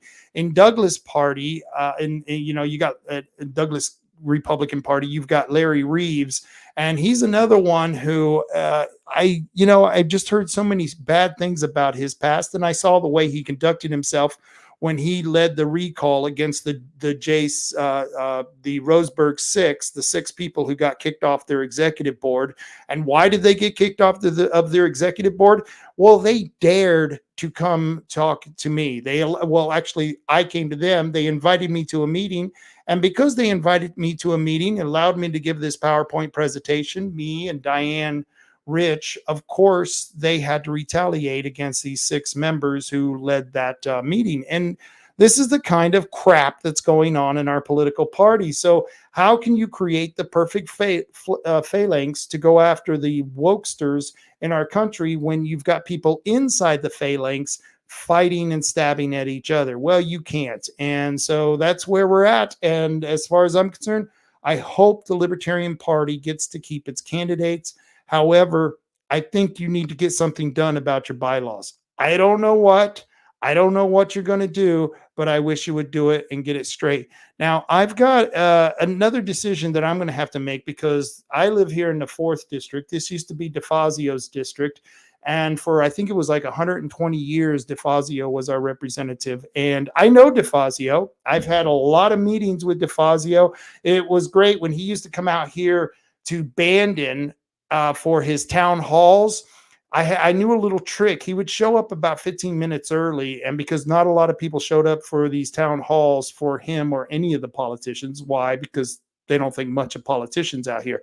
But I would go to the meetings early, and I could sit there with DeFazio with no one else around and have a conversation with him. And of course, everything that he said to me was a lie, and he did the exact opposite of what he told me when he went back to office. You know what I mean? That's a good politician, not a very good person. And that's the kind of person DeFazio was in District 4. But we finally got rid of him, and we got Val Hoyle getting a little of that LaMota money. You need a little bit of that LaMota money. LaMota. It'll help you. It'll help the Democrats. Yes, LaMota money for Val Hoyle. And of course, this is what runs politics, is money. And that's why Val Hoyle was able to pretty much win her position. It's highly a Democrat. It's a Democrat predominant district. So they always are in favor of winning. And right now you've got Val Hoyle running against the Republican Monica Despain. And I was a supporter of Monica Despain. I was considering voting for Monica Despain, but And I know you guys are going to get mad at me when I say this. I can't tell you what recently happened because someone called me. This is a confidential call. And I found out that Monica had a little bit of problem with me. And so I'm not sure if I'm going to support this woman or not. I guess we'll find out. It depends. I hope that we can get Monica Despain out here to our county at a public meeting where she can answer some questions, because I got some questions for her. And if what this person who called me, what he was telling me was true, then and I'm going to ask Monica if it's true what he was telling me about her, that she has a problem with me. She doesn't like some of the things that I criticized her with, and that's just too damn bad, because I criticize everybody. That's just the way I am. That's why I have a show. I'm very critical on that. I mean, I had criticism for Richard, and he was my guest, but yet he came on here and was willing to talk to me. So, just because I have criticisms of what you're doing doesn't mean I'm your enemy. In fact, I'm probably your best friend, because I believe in my heart of hearts that I give you true critique of what you're doing. And maybe you should listen to it instead of getting mad at me and calling me names. And so since this incident has happened, and it just happened last night, I didn't know that Monica had felt this way about me. I don't know if I'm going to be voting for her, and that's a problem for her, because there is a Libertarian candidate in this race, and the Libertarian candidate for this race is Dan Ballin. Dan Ballin is the Libertarian candidate, and you've got Justin Phillip, who's the Pacific Green candidate. So I'm going to send Monica Despain. I'm going to send her an invitation to be on my show and see if she accepts. But I'm also going to send an invitation to Dan as well. I don't know Dan. I never met Dan. If he's anywhere near as good as Sonia Feintek, then I might change my who I'm supporting in District 4. And I know people are saying, well, Rob, why would you vote for a Libertarian?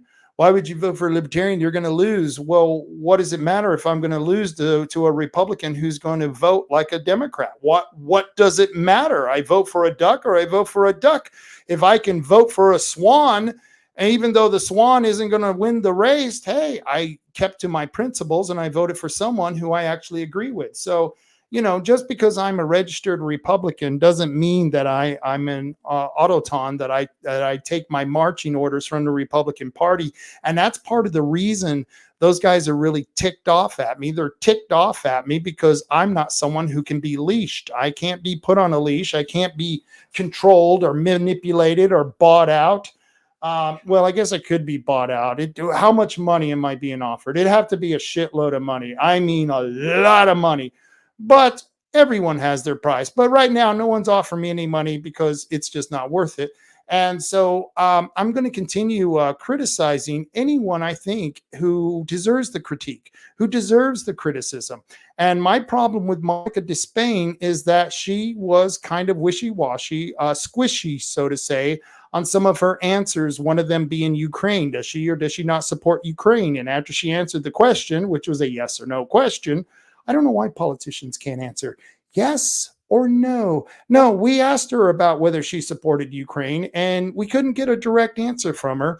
And two, she didn't want to be filmed at one of the local meetings. And I won't mention the group that she didn't want to be filmed in front of, because now they're trying to blacklist any organization that has any association with me.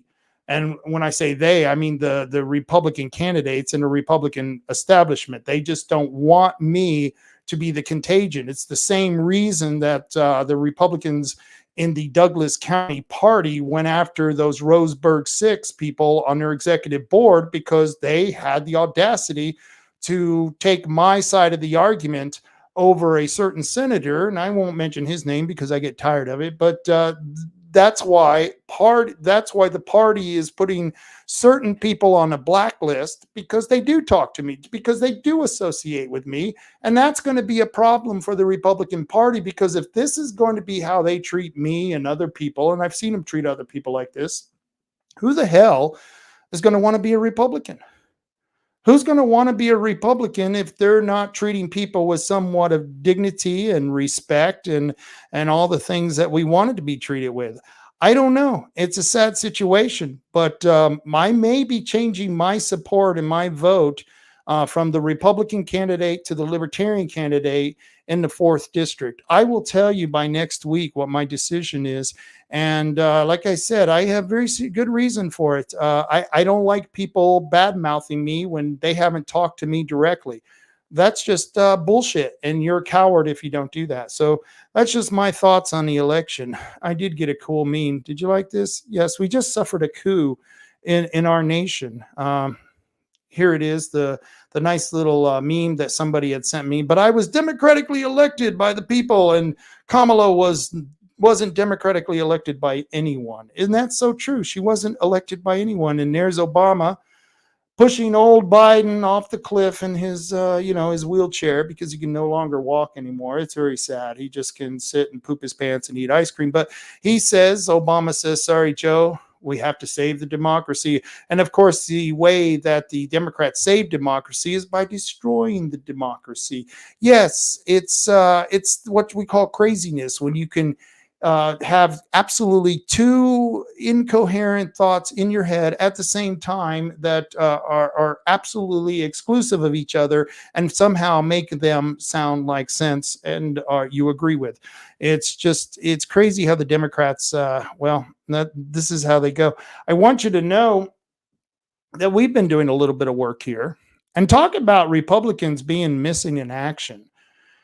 You know, if I was a Republican and I was a chair of the Republican Party like the shill, Rod Schilling, if I was the chair like the shill, I would be going to these county commissioner meetings and finding out what the hell's going on in my county. I would be going to these homeless meetings that are spending a lot of our money and taking a lot of time and wasting a lot of those tax dollars on people who they are trying to enable, the drug addicts, the criminals, all the people who want to sit around all day in their own filth and get high. Yeah, well, if I was a chair of the Republican Party, I'd want to be going to the meetings that concern those issues. And I would certainly want to be going to the Board of Commissioners meeting. And at the last Board of Commissioners meeting, if you can see right here, I've got on the screen that right there, and at the top it says authorized official Rod Taylor. That's Rodney Taylor, not Robert Taylor, who is me.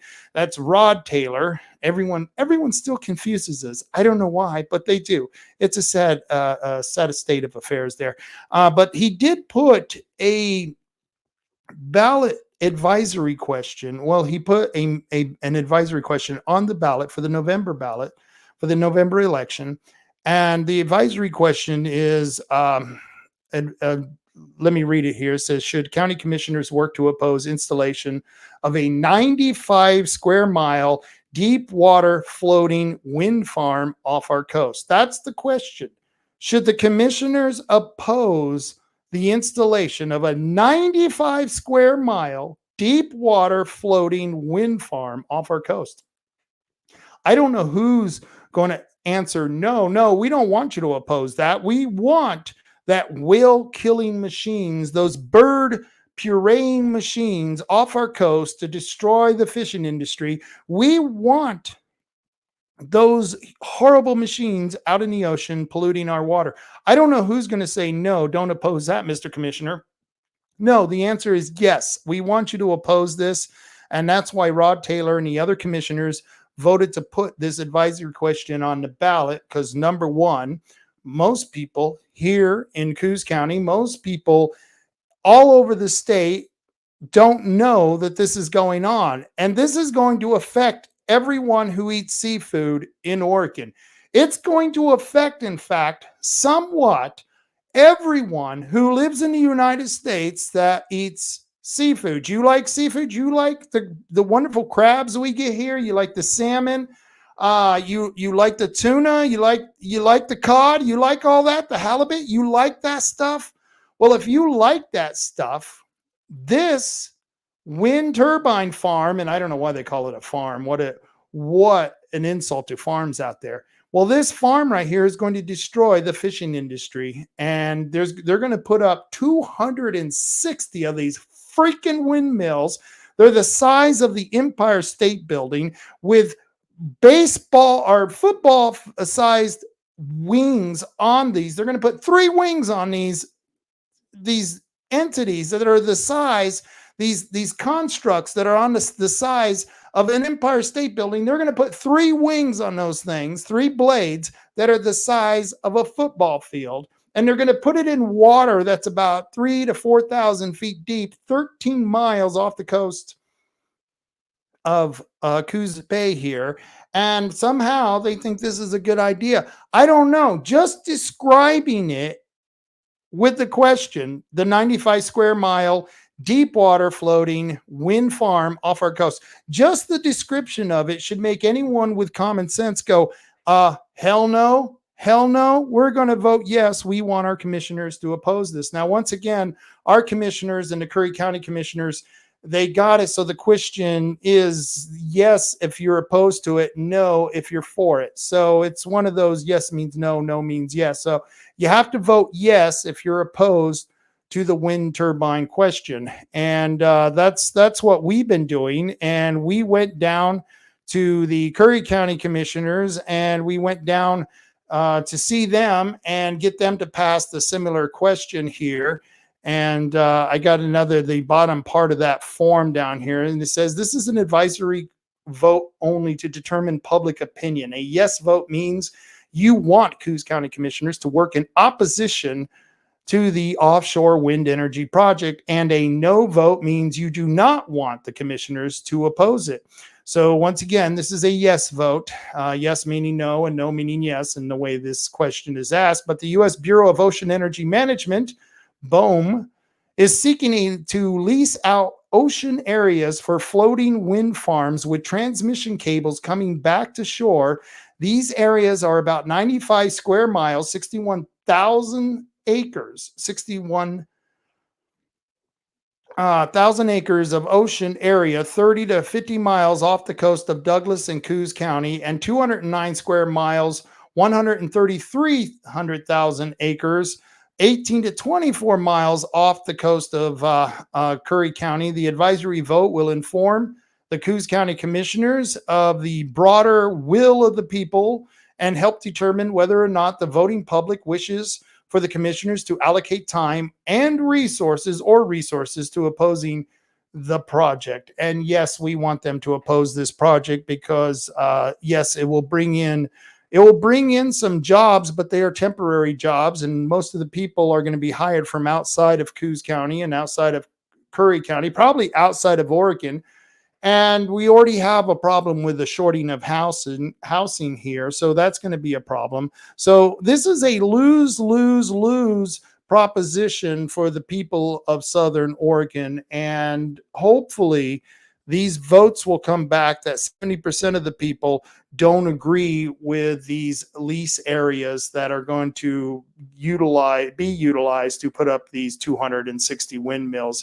And as you can see, there's a map on the screen showing you the 2 areas that's going to be off the coast. One down in Brookings, one here right off of Coos Bay and Reedsport. And I can tell you right now, the sad part of this is those damn Californians, yes, those damn Californians are going to get that electricity. How do you like that? I don't even like most Californians, and yet they're going to F up our coast just so that we can provide them with, count them, 3 gigawatts of energy. I think it takes about 1 million gigawatts to run the state of California, and they're going to destroy our fishing industry, destroy the seafood processing industry, destroy so many other businesses, kill wildlife, all off the coast of Oregon, so we can produce energy for those rat bastards in California. How do you feel about that now? How do you feel about that? It's okay. You can tell me, because I'll tell you how it makes me want to feel, how it makes me feel right now.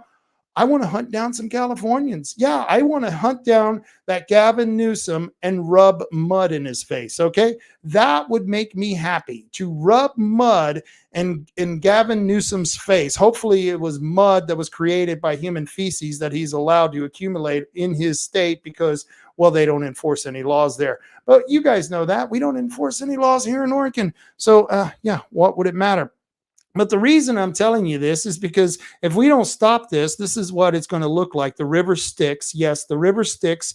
Yes, the river to hell. That's what it's going to look like. It's going to be lined with wind turbines, and we're going to be forced to sail down the river of Styx here in southern Oregon, where it's going to be completely desolate to any wildlife anymore. And of course, the people, because we're not going to be able to afford to live out here in rural Oregon anymore.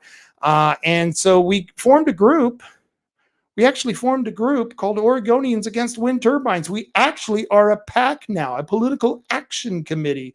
That's right. We're Action Jackson down here. And as a bunch of Action Jacksons, of course, we got a Facebook page, because you really wouldn't be an Action Jackson if you didn't have a Facebook page, right? Well, we got one, and it's called Oregonians Against Wind Turbines. If you don't know where that is, that's on this little thing, this platform, which was created by this weird, freaky looking kid called Zuckerberg. I shouldn't call him a kid. He's like in his 40s now.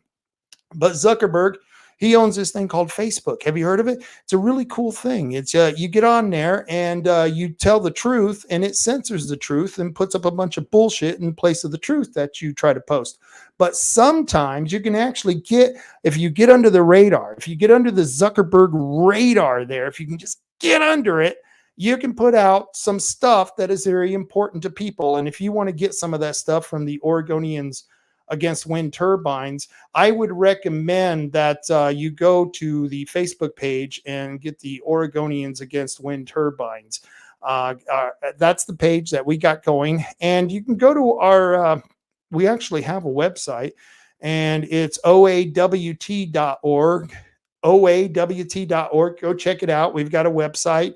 And you can donate if you're so inclined. That goes into the PAC. We use all that money for all the political signs, all the advertisements, all the text that we're going to send out there. All of that is happening. It's happening right now. And we only got a short time, just a short little window between now and November. And so we need as much help from you people as we can. So what we're doing is we're going to have a bigger event down the road where we're going to invite everyone. Maybe we'll have pizza and ice cream and lots of whiskey. I don't know. I don't know why I threw that in. But we're going to have an event, and we hope that maybe you can come to our event. But what we're doing during the month is we're having rallies. We're having a rally against the wind turbines. We call this the Breaking Wind campaign. Yes. Thank you, Robert Bryce, for that name. We appreciate it. But that's what we're calling our campaign, the Breaking Wind campaign, because, well, anyone who knows me, they know I'm an expert on breaking wind. And so we're having these rallies, and this one that's coming up soon is going to be on August 24th. Meet us at the Coos Bay Boardwalk at noon. This is a Saturday, August 24th. Once again, at the Coos Bay Boardwalk, noon, August 24th. And then we're going to be there for about an hour and a half until 1:30. And then at 1:30, we're going to drive down to Bandon. Same day. This is happening the same day. We're going to go down to Bandon. And in Bandon at 2 o'clock, we're going to start another rally on Highway 101 in the Visitor Center. I'm sorry, if it's in downtown Bandon, if you there's very few buildings in Bandon. You really, seriously, if you miss this, you only have your Google Maps to kick in the butt. And so at the 101 and the Visitor Center, we're going to be doing another rally. I highly recommend you get out there, because we need people out there. We really have a good time when we're rallying. And so we want as many of you to show up on the 24th. We're going to try to have some signs in opposition to the wind turbines by putting the measure number on here and asking people to vote yes. But if you come out to our rallies on the 24th, whether it be in Coos Bay or whether it be in Bandon, we're more than happy to give you one of our signs opposing the wind turbines. We're asking businesses to put these signs in their business to let people know we don't want the wind. No, we're breaking the wind. That's right. We're going to break the wind. This is going to be a little rude. It's going to be a little crass. It's kind of like breaking wind in church, but this is a breaking wind campaign because we got to break big wind. They're now wind turbines. The Green New Deal is an industrial complex unto itself. That's right. They have created a money boondoggle that we are going to have to pay for. Do you know what the worst part of this is? Is that these businesses that are leasing these call areas, if they lose any money on this project, we have to pay for that loss. They suffer no liability. How would you like that deal? You've got a business. You've ever worked for a business. How would you like to work for a business that was guaranteed by the government never to lose money? I'll tell you what, I'd take that deal 10 ways to Sunday. Any day of the week, I would take that deal. Oh, wait, I don't have to pay for the maintenance of these things? No, they don't have to pay for the maintenance of those wind turbines. No, not at all. Oh, you mean we don't have to pay for any destruction that's caused by these wind turbines? Any damage to the environment? We don't have to pay for that? No, you don't have to pay for that. We'll pay for that. We'll cover the cost. And if you lose money, we'll pay for that too. Why? Because the government doesn't care, because it's not their money. It's our money, and they're spending our money. I wish we would all stop giving the government money. That would be best. But until then, come out to our rally. This is not happening this Saturday. It's the following Saturday on August 24th at 12 o'clock at the Boardwalk in Coos Bay, and then at 2 o'clock at the Visitor Center on Highway 101. I'd really appreciate it. And until then, you can go to our website, oawt.org. We were trying to make an acronym. Or I'm having an acronym right now. No, that's an aneurysm. An acronym is what you were talking about, Rob. Yeah, okay. Maybe that's what I was talking about. An acronym. We were trying to create an acronym that would actually sound like a real word, and everything we tried didn't work out. So we just went with the Oregonians Against Wind Turbines acronym, which is OWT. I think that's how you would OWT, OAWT, OWT. Give to OWT. Yeah, I don't know.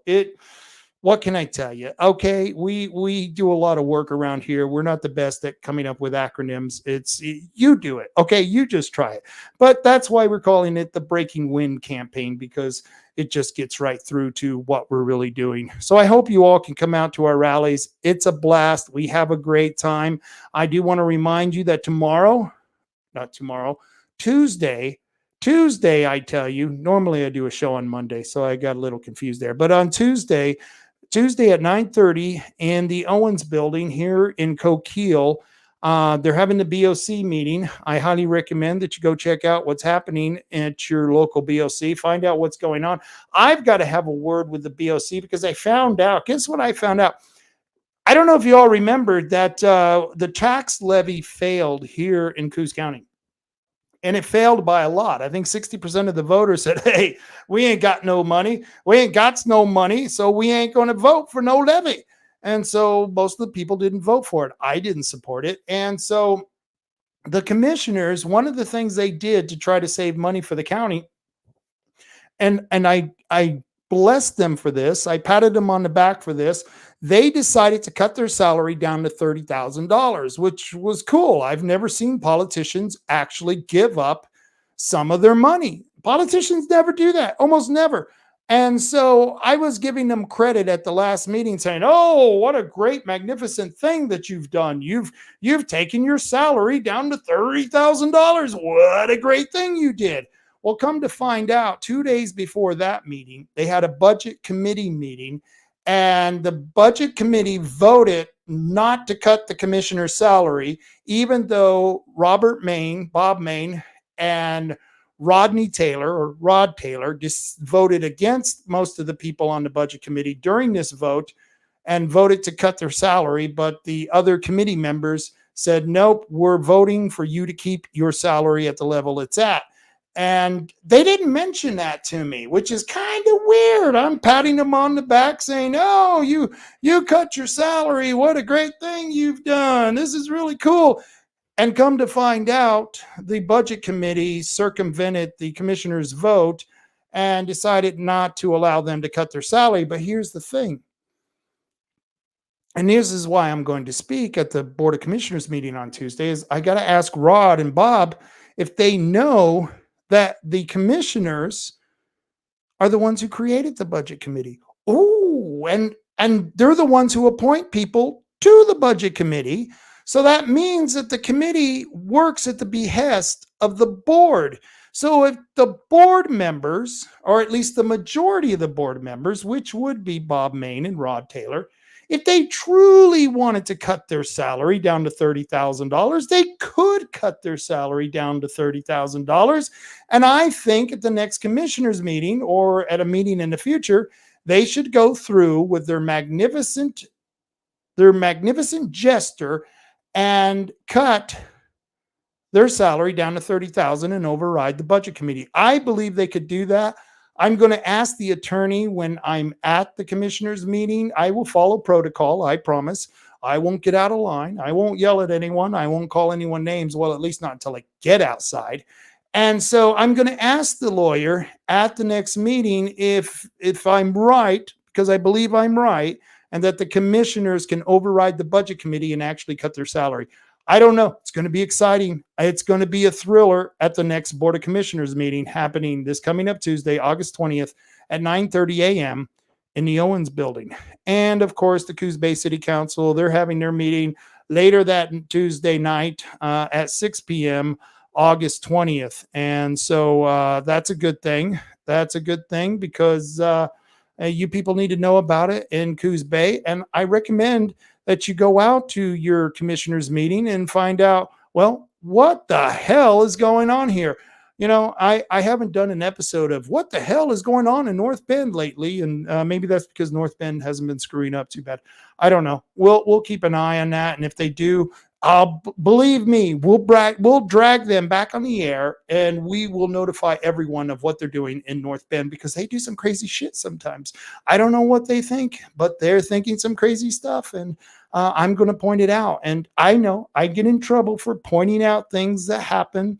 I'm one of those truth tellers. Oh, you're a truth teller. Oh no, we can't be having you at the meetings. Yes, I'm a truth teller. I like to tell the truth. And if I come to your meeting and I see what's going on, I'm going to leave that meeting and tell other people about the truth. No, we can't have you at the meeting. No, Rob, you're uninvited to our meeting. Oh, well then. I guess I'm going to have to find out what's going on at your meeting some way, one way or another. But lucky for me, they can't cut me out of the actual public meetings. They've tried, but they can't cut me out from the public meetings. Why? Because I'm an annoying asshole and I'm going to show up no matter what. And that's just the way I am. Yeah, I suck at weddings too. What can I tell you? But I do want to say, I am sponsored and my sponsors are badass. I don't know if you guys have seen the latest videos on Facebook on 3H Tree Services Facebook page. They've got some really cool videos. These guys are badass. They're like 90 feet in the air with chainsaws, cutting things off, smoking cigarettes, looking like the Marlboro Man. I mean, they're just badass. And that's why I recommend these people. If you live in the surrounding area and you need to have some trees removed, you know, these trees, they sometimes trees have problems, you know, they get infested with bugs, they got diseases, they can be a liability. They can catch on fire. They're kind of like Antifa. These are Antifa trees. Do you really want Antifa trees in your yard? No. So what do? You call 3H Tree Service and they'll remove those Antifa trees with surgical precisions. They're badass. They'll come in there. They got a bucket truck. They'll go up to whatever height they need. They'll cut down those trees and they'll drop them wherever the hell you want. Yeah, you know, that's just what they do. So I highly recommend if you need that done in your yard, call 541-294-1800. Once again, that's 541-294-1800 and check out 3H Tree Service. They're probably going to take care of a lot of the things that you have around in your yard that need to be taken care of. They can do it. And if you have automotive problems, one of my other sponsors is Tom and Gigs.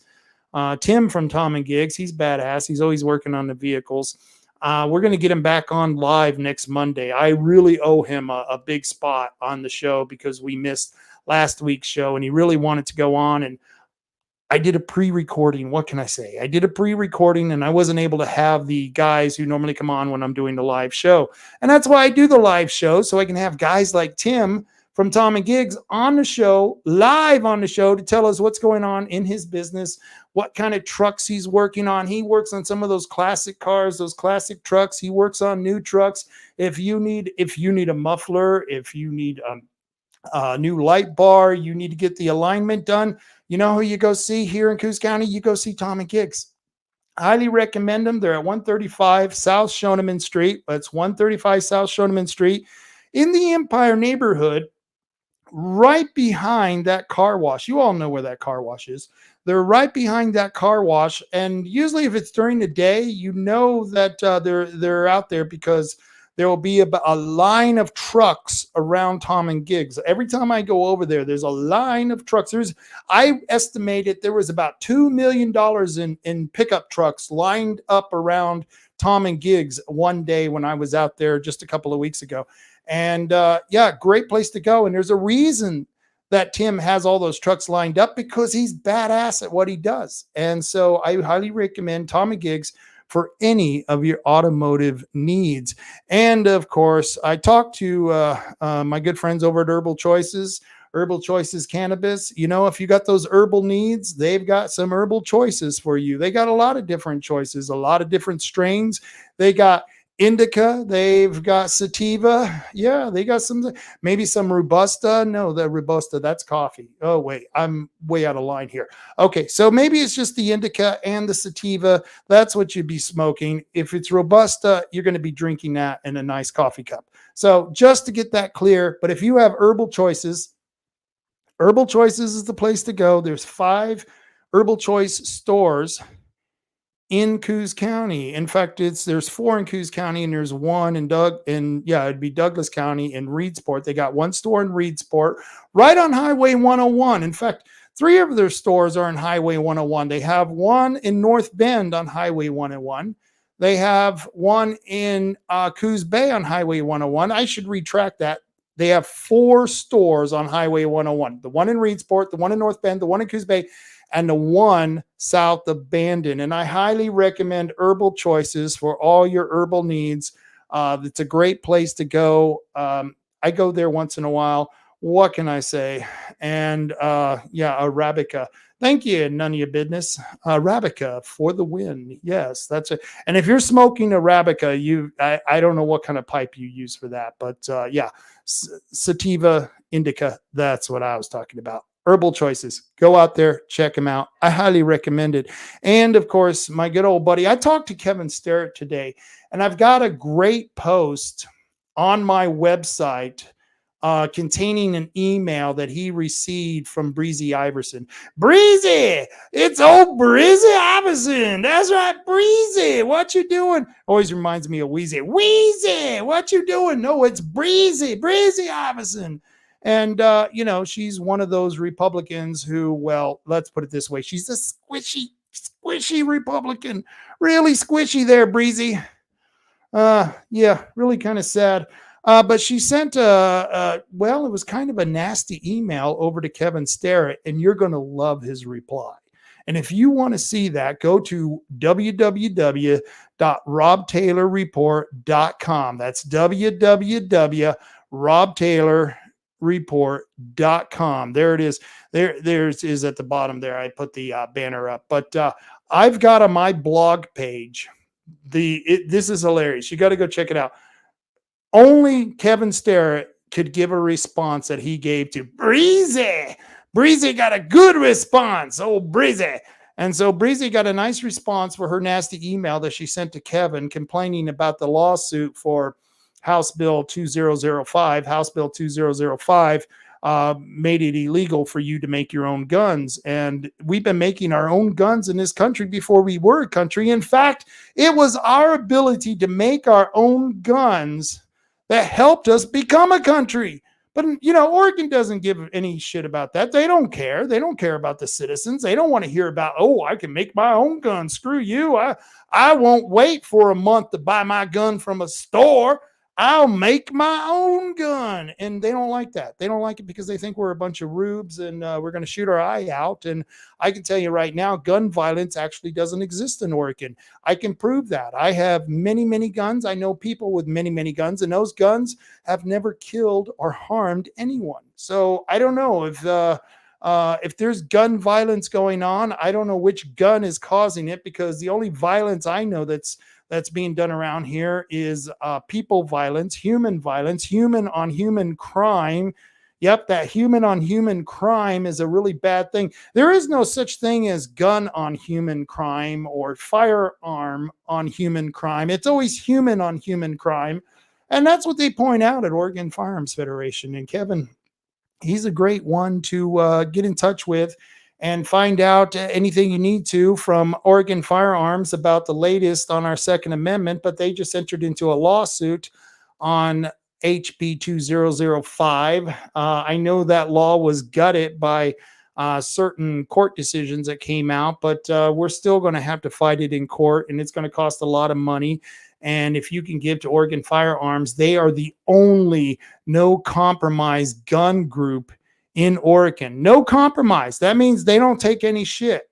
Kevin don't take shit from nobody. That's right. He's a Yankee. He's really badass. And he's been fighting for our Second Amendment rights for as long as Richard has been a libertarian, for at least 35 plus years. And I've been in the game for at least that long too. So I can tell you right now, we know our way around a horse. You know what I'm saying? We've been at a rodeo, and if you're going to a rodeo, you want to attach yourself to a cowboy who's actually been in a rodeo, and Kevin Starrett is that cowboy.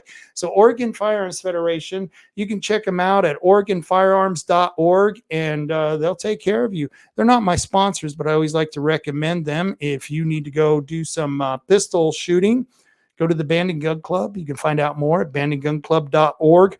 Or you want to sight in your rifle, go over to Tioga Sports Park. They got a 100-yard rifle range, and you can sight in your telescope. And if you want to find out more, go to tiogasportspark.org. Once again, that's tiogasportspark.org. And I don't know who I'm going to have on Monday. I thought I was going to have a guest, but we just couldn't get the time right. So I don't know. It just might be me ranting on Monday. I don't know. Hopefully I'll find a guest to come on, and we'll talk about some of the things that are happening around the state and around the nation, because, there's a lot to talk about. There's a lot of shit going on, and you're going to need to be prepared for what's happening, because if you're not, you're going to be caught off guard. You don't want to be caught off guard, because they will eat you. At some point, they're going to eat you. That's where communism goes. Communism goes to cannibalism. At certain points, communism, because of price controls, because of their control of the supply and demand, their control of the free market, communism usually ends up with cannibalism. You don't believe me? Look up the term Cannibal Island. Cannibal Island. Yes. You look up the term Holodomor. Yes, look up the term Holodomor. You look up a couple of those terms, or you look up the 5-year plans that happened in China under Mao. You look up under that, and I can tell you right now, there were a lot of people who had to resort to eating other people just to survive. And we don't want America going like that. And that's why, we got to keep up with what's happening, because we don't want to be unprepared. And if Kamala, Moo Cow by any other name, I don't know what the hell her name is. Kamala, the Ugandan giant. I love calling her that. And in any of you don't know, there used to be a wrestler, Kamala, the Ugandan giant. That was it. Kamala, the Ugandan giant. I'm a big wrestling fan. I like fake sports. It's fun. And so, which is kind of funny, because I don't like fake candidates like Kamala. So, if she gets in charge, she's going to put those price controls on us. She's going to do everything she can to destroy this country. Your Second Amendment is gone. Your First Amendment is gone, and we're going down a dirty, nasty road because you can see what she did to San Francisco. You can see what she did to California, and I know it's already happening here in Oregon at a faster pace, but they're going to pick it up, and eventually you go to communism. It's going to lead to cannibalism. Remember that. Communism leads to cannibalism. I just thought I would throw that out there. So it's been a good show. I appreciate all of you. Let's see, Michaela Emerson, I'm going to leave with a comment. She says, agree, Nunya. Kevin Starrett has been fighting for all of us. Yes, he has. Kevin kicks ass, but you know who else kicks ass? You, Michaela. I am so glad you're out there doing what you're doing. You know, she was one of the Roseburg Six. She dared to come and allow me at a meeting, me and Diane Rich. And because we were allowed at a meeting, Michaela and 5 other people were kicked off the executive board in Douglas County. You know, I was just at the Douglas County Fair, and, you know, I got to talk to this lesbian woman who was supporting the gay agenda, and she was very friendly. I had an interesting conversation. I think she's as wacky as a bat, but I'll tell you what, she was a hell of a lot more friendly than the Republican booth. The Douglas County Republicans, you guys, I don't know who your booth designer is, but you need to fix that up, Jack. It was dark. It was uninviting. It just, you know, it was, I don't know what you guys thought, but you needed some lights in there. I don't know, get some disco lights, you know, maybe some Christmas light the place up, because it was dark underneath that canopy. And it was very, like I said, uninviting. Nobody wanted to go there. And so I did film there for a few minutes, but I kept walking on because, well, they weren't as friendly and as nice as the lesbian woman I was talking to, which maybe that should tell you something. Some of you Republicans, maybe you need to get a little bit more civility in your life. I don't know what to tell you, but, you know, that's just the way it goes. Wow. That sounds just like your studio, Rob. Yeah, it does. And so I'm going to be getting out of here. I want to thank you all for joining me.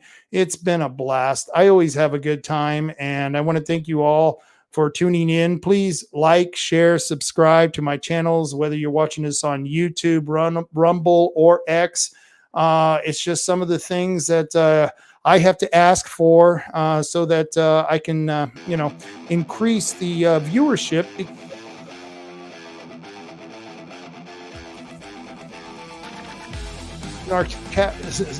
Narcissistic son of a bitch. Maybe that's the reason. That could be one reason. Or maybe I just want to get these messages out to as many people as I can. You know, I'm not running for office.